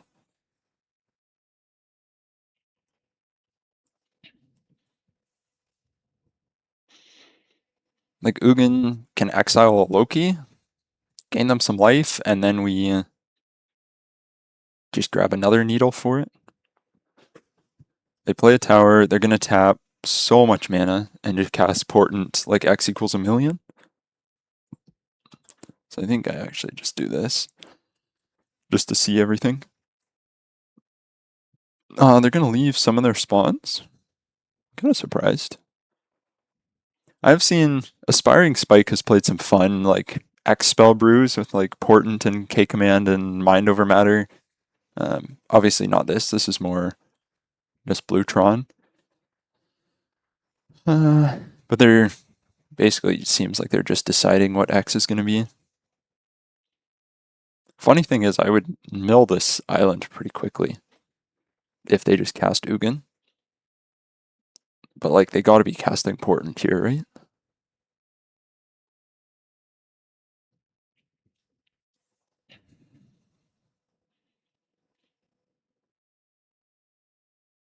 Okay, they're leaving 6 mana untapped. They are figuring it out.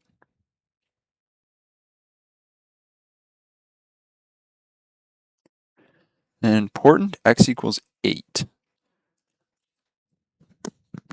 each. So you can cast a spell and then they can get the island anyway, but I don't think that matters here.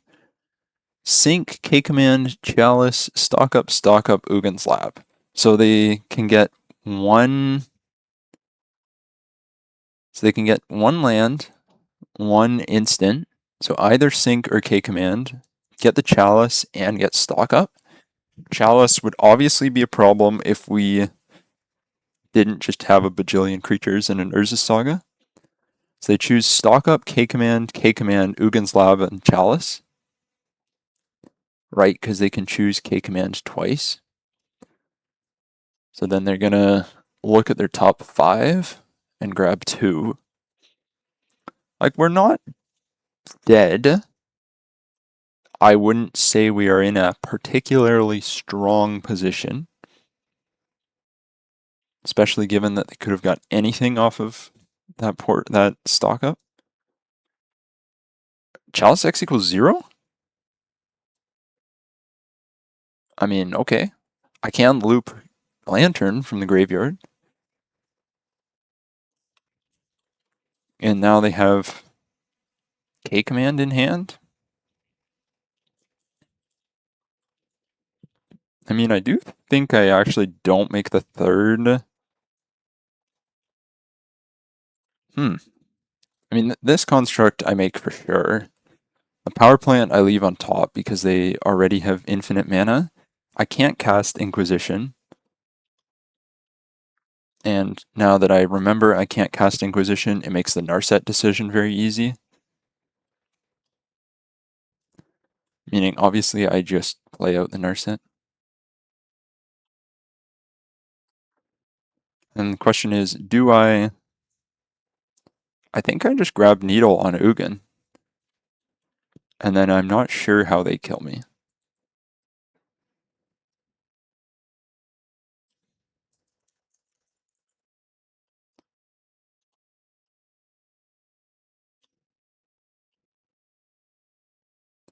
Like, right? Am I missing something? Now, what's more valuable? Emry getting back a lantern? I can cast Inquisition. Oh, I just assumed that Chalice was on 0, or was on more than 0, because why would you play it on 0? And I did this planning on casting Mox Opal from the graveyard. You would think I would learn. Okay, they have a big Emrakul.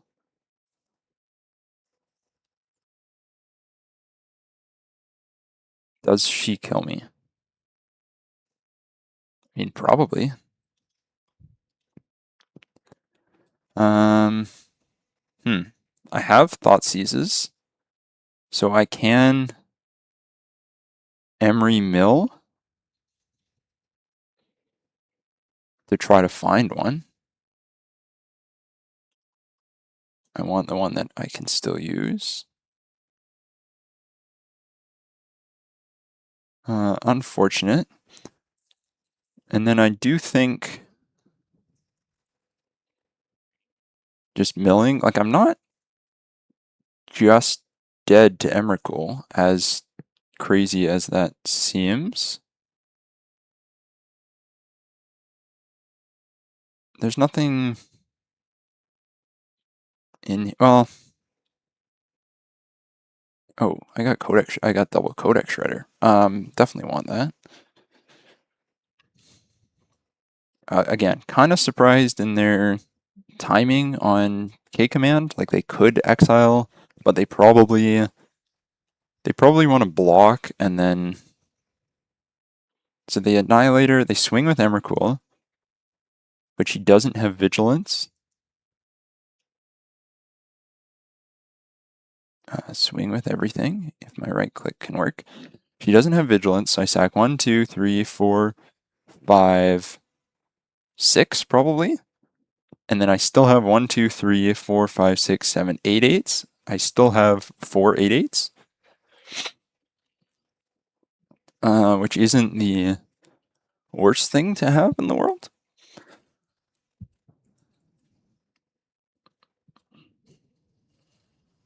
So he's going to take 2.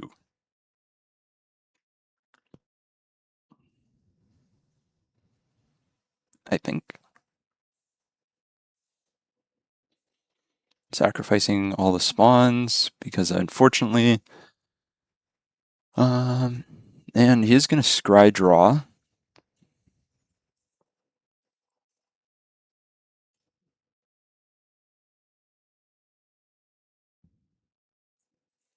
And go down to 6. But again, Kozilek, so he gets rid of 1. So he scries 4 to the bottom and draws a K command. And then takes 2. But I still... Emrakul just says take an extra turn, right?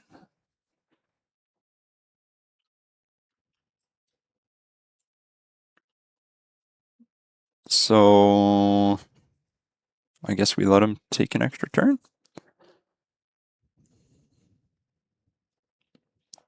Consigned to memory, I am going to mill. Because we might have to replay an ensnaring bridge. So hardcast Emrakul, because he can swing with Emrakul, make us sack 6, then chump block with 4, and then we don't have a flyer. So we can't block Emrakul twice.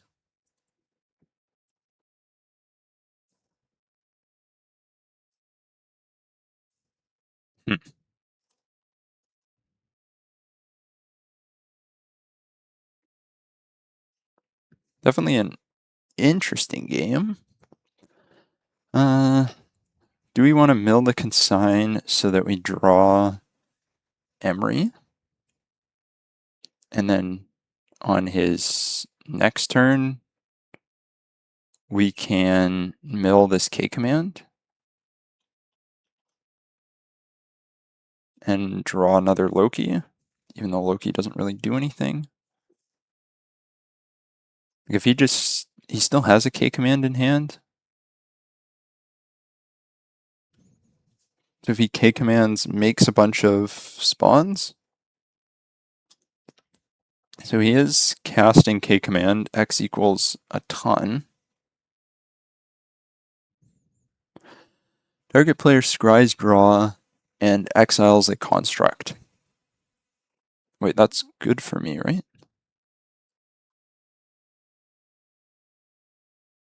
He doesn't make... He has a... I'm just kind of confused, because he has a Kozilek's command on top. So he can draw it. Exiling the construct, though, doesn't make him more spawns, and this is his extra turn. I don't know.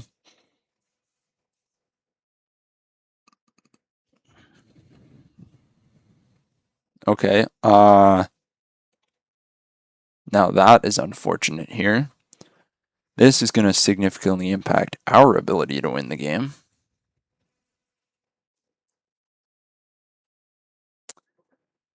Yeah, so didn't really realize Emrakul was in the deck. Do we have to sacrifice here? With Inquisition on top, we can cast Inquisition and cast Ensnaring Bridge.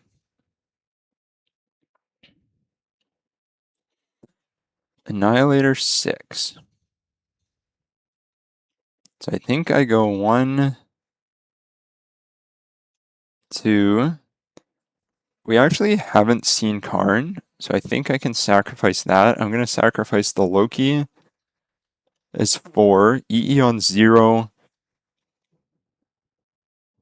is pretty good here. Oh, sorry, 1, 2, 3, 4, 5, 6. Take 15.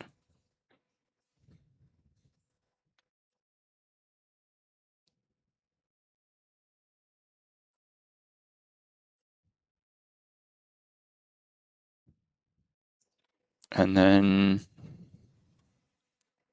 see what he casts. You might just be able to Ensnaring Bridge on, or Chalice of the Void on 3. It was 2 top, 8 bottom.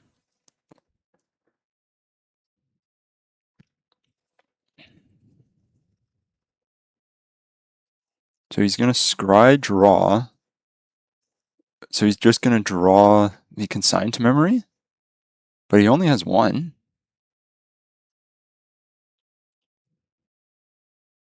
Okay.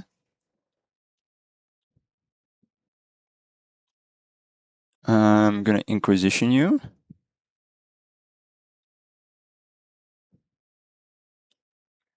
He has double. Mistakes were made. Probably winnable there, actually, if we... Well, no, he's just got so much. Okay, now that we see what's trying to happen here, Aethersworn Canonist seems good. Spellskite does not. I don't think Spellskite does a lot. Inquisition is very good against all of the X spells. Pithing Needle is good. We're not putting it on Karn, but it is good against Ugin. Also, holy smokes, this is a long game. Ensnaring Bridge, Emry. Oh, very good. Maybe trim a bridge and 1 Emry. Run it like that. We are on the play. If we get that hand from game 1, I won't be complaining. So we are basically even on clock. I don't think this hand does enough against what our opponent is trying to do. I think this hand does. What do we put to the bottom? Narset, because we're not casting her anytime soon. Our opponent has mulled to 6, because we can turn 1 Lantern Inquisition. Turn 2, if we draw land, we can make constructs. Otherwise, we can play Loki, pop the Mishra's Bauble to hopefully draw land. Cast a Mox Opal, cast a Mishra's Bauble, play an Urza's Saga, tap the Urza's Saga for Lantern of Insight, and play black for Inquisition, and we take the... I mean, there's a lot here that makes us cry. I'm going to take the Portent. I am definitely going to cry. Oh, he has Portent on top. We might just die. And by might, I mean probably we'll just die. So you can go Emrakul into Talisman here. Maybe we should have just taken the Consign?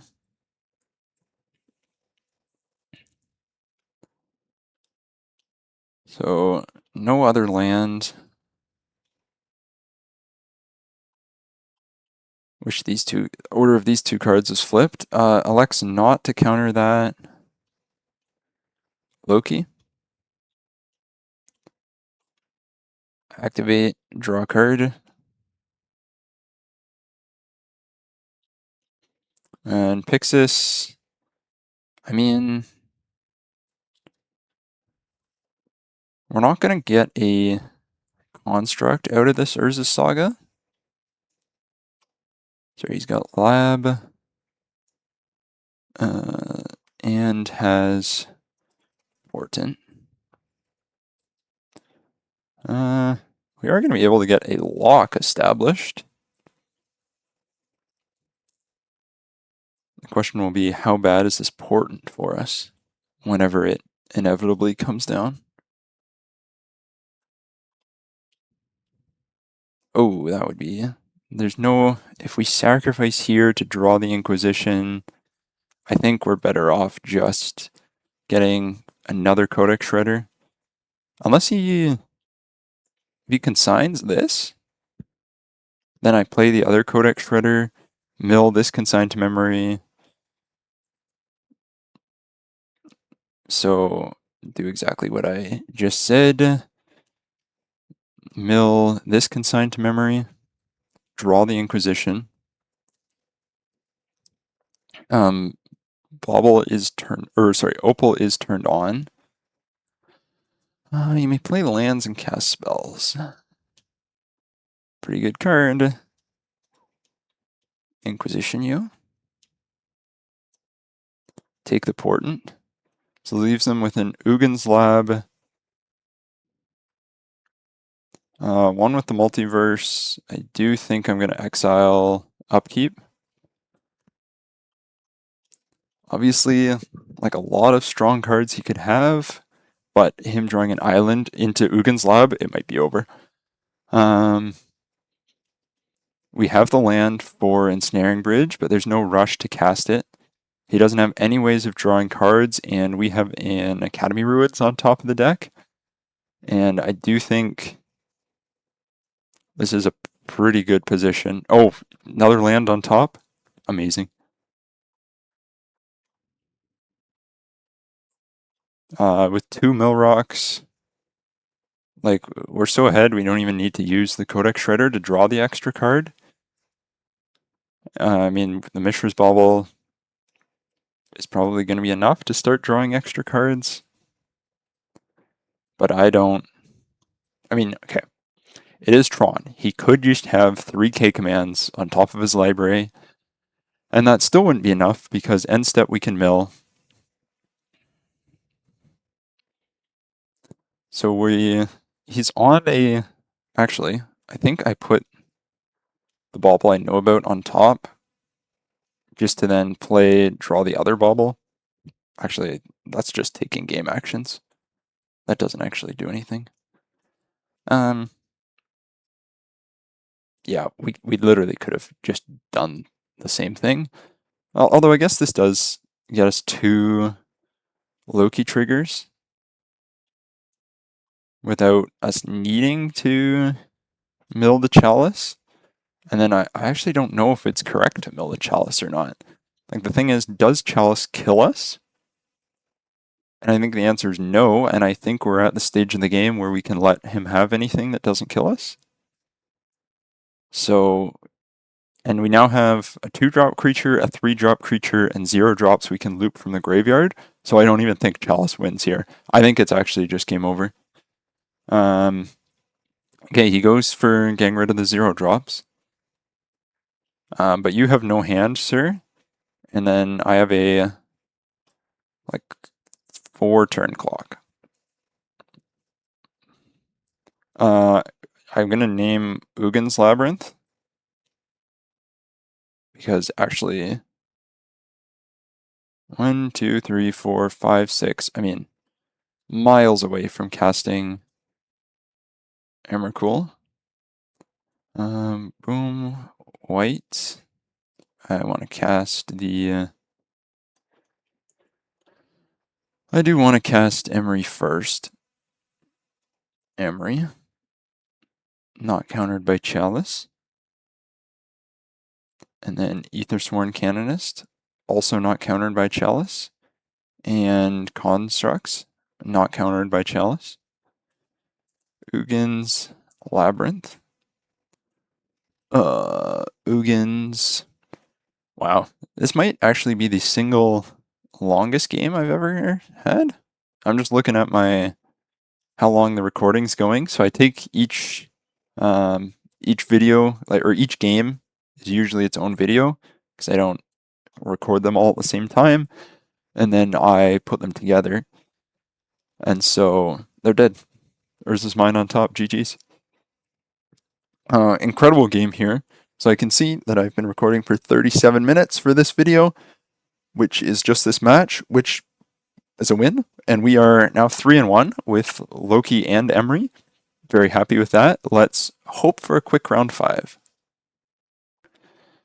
All right, for our 5th and final round, we are on the draw, going for the 4-1 against DB Barnyard. I'm not familiar with this creator, but Tron again of the Eldrazi variant. But if you are, feel free to Eldrazi of the Eldrazi variant. I think we just shred and bobble ourselves into another land. And then hope Loki's card advantage is pretty good. Turn 2, Thought-Knot Seer. Okay, just Talisman. Land, another Codex Shredder. Considering we already have 2, I think we are fine to mill that. Well, we're going to play out another one so that we can Emry next turn, but very unfortunate to not see a land in the top 3. The fact that our opponent is just playing Talismans, I mean, I think they can cast a Devourer next turn. But I think I'm going to cast Loki, mill myself. Lantern, good card. I'm assuming they're just going to go Devourer next turn. And exile the Loki. But I do like just drawing 2 cards off of him. 4, 5, 6, 7. Yep. Well, we were on a... Oh, I didn't mill with Codex Shredder in response. Yeah, that might be a pretty big punt.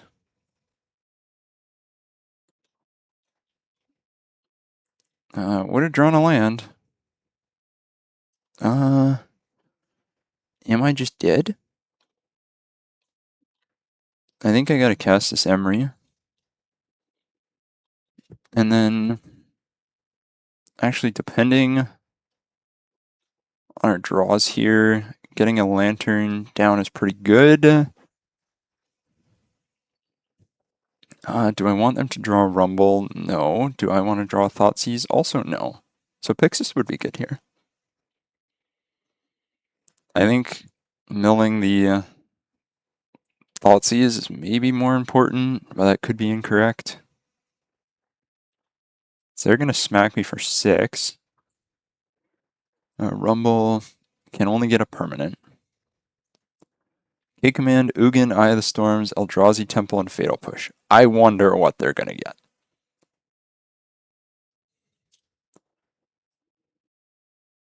So they have 2 cards in hand. I'm assuming the Ugin... Well, yeah. Well, yeah. Ugin would have been pretty good anyway. Eldrazi. Classic Eldrazi. Soul Guide Lantern. We actually haven't seen Scrabbling Claws the entire league. I kind of forgot I was in there. But it is good against Emrakul. Cookbook, no. Spellskite is good. Emry is probably a bit worse against K-Command. Do I want Narset as a grindier card? Ashiok, they're not really searching that much.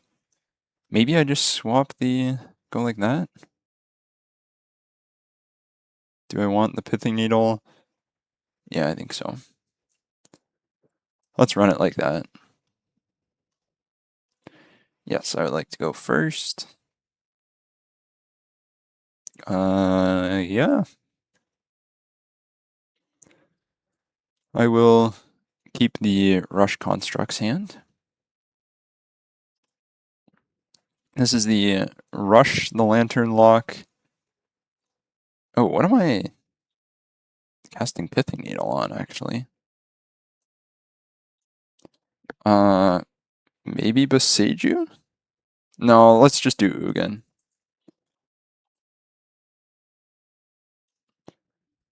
And then I'm going to have some chunky constructs. Whether or not that'll be enough to win. Oh, I mean, nice thoughtseize. Thanks for putting yourself down to 16. I wonder if that speeds up my constructs clock by a turn. Because I'm going to make 1, 2, 3, 4, 5, 6, 7 sevens.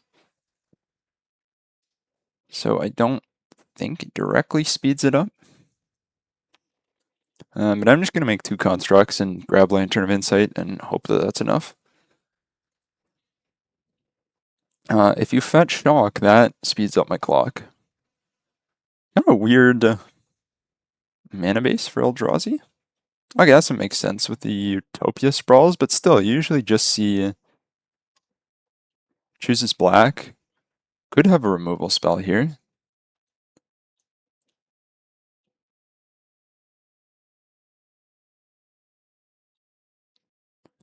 Nature's Claim on my Urza Saga. Okay.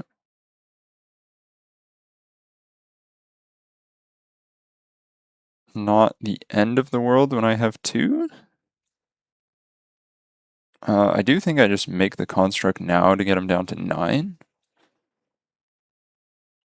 Because next turn, say he kills 1 construct, I guess that would put it down to a 5/5, and then I make another one, 6, get an artifact, 7, and then play an artifact from hand. That's 8. And I took Cookbook out.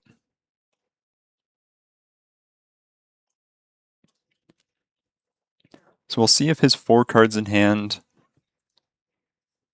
Paying Eldrazi mana. K command, so he's going to make spawns in exile. Fair enough.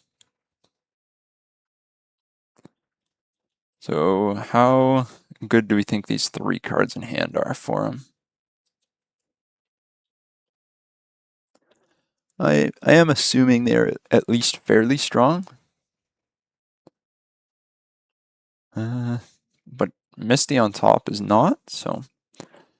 The other thing is if they are, say they're creatures, so say he's holding on to like Devourer of Destiny, just to put blockers on the battlefield, then this hand I think is even better because Narset and Snaring Bridge can make those kind of relevant.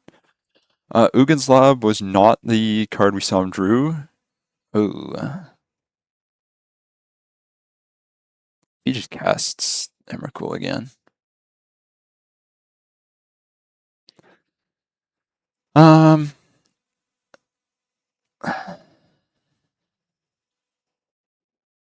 Is there a way... So he can sacrifice Lantern, obviously. But I don't... And he can attack with the constructs into Bridge. I guess it's if he draws an Inquisition, he can put it at me. So, a slight argument for just playing out the bridge there. Let's just draw the land, which might be a mistake. He's going to attack with 1 construct into Emrakul.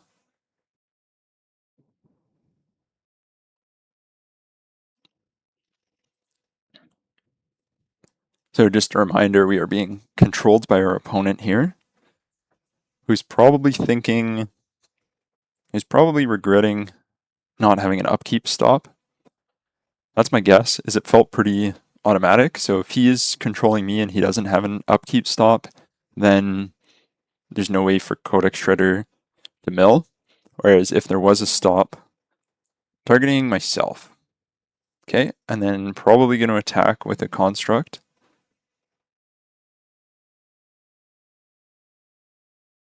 Just to kill it.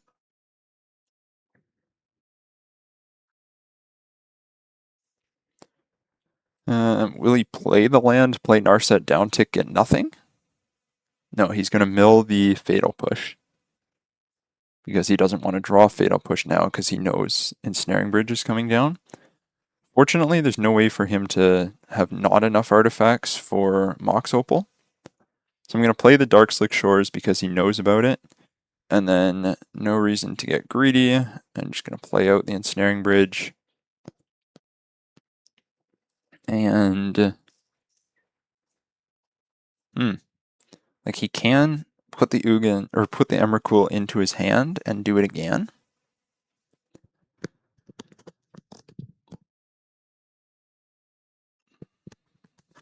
So we'll see. Sowing Mycospawn to exile a land. I mean, yeah, that's good.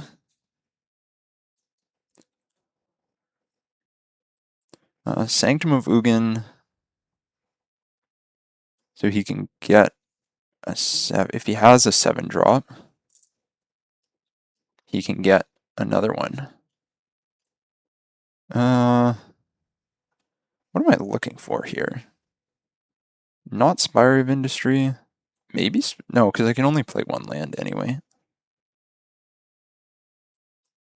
Like, I'm looking for Lantern. Don't know why I skipped through that. Narset. Downtick. Grab. Probably Mishra's Bauble. And then use it as a mini lantern on my opponent here. The good news with how priority passing works is they don't have a chance to respond after I choose not to use Codex Shredder. So there's not anything they can do about that. Although the fact that they can just put Emrakul into hand is very strong on this board. These are in fact all useless. Blue, blue, blue, new Narset. And then downtick Narset. I mean, I found a Thoughtseize, but they can just do it end step. So, kind of just gonna make myself as Thoughtseize proof as possible. Like, the Emrakul does not kill me just on her own. So, the problem is the Sanctum of Ugin.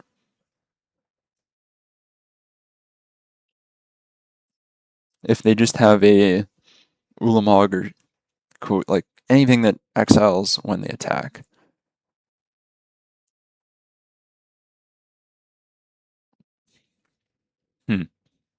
Which they should have, right? Yeah, so can't cast Thoughtseize here. They're going to cast the Emrakul.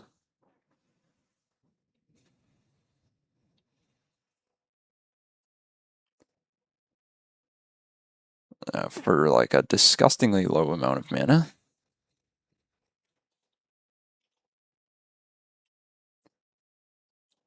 Let's see what they get. World Breaker. So they can cast the Thoughtseize. If I draw Thoughtseize into Pithing Needle or Thoughtseize into a way of exiling the graveyard,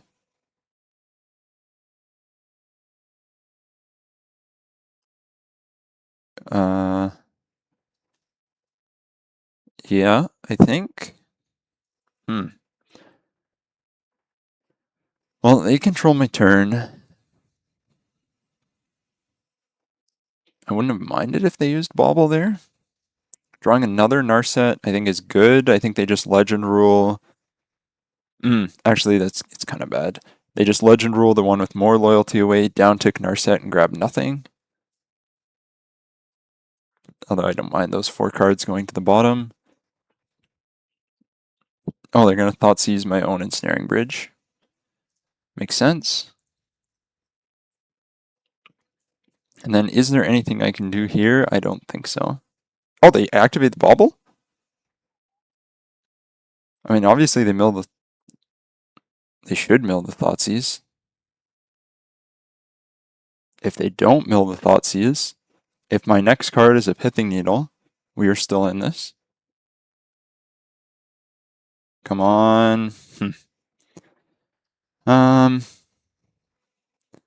Cast the spell, exile target artifact, enchantment, or land. So they exile Ensnaring Bridge. And then I have to mill myself into another one.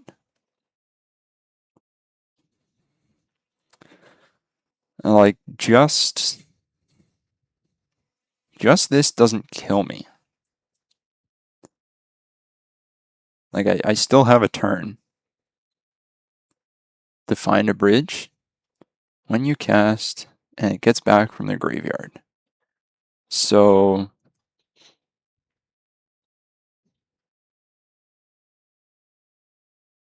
upkeep, I Pixis. Like, they put it back into hand. They don't put it back into hand. Okay, well, I'm gonna Pixis here.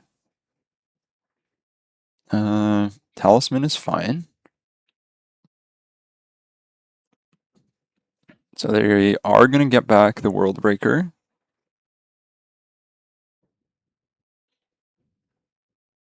And then they're gonna cast it to exile Ensnaring Bridge. And I have 1, 2, 3, 4 mana.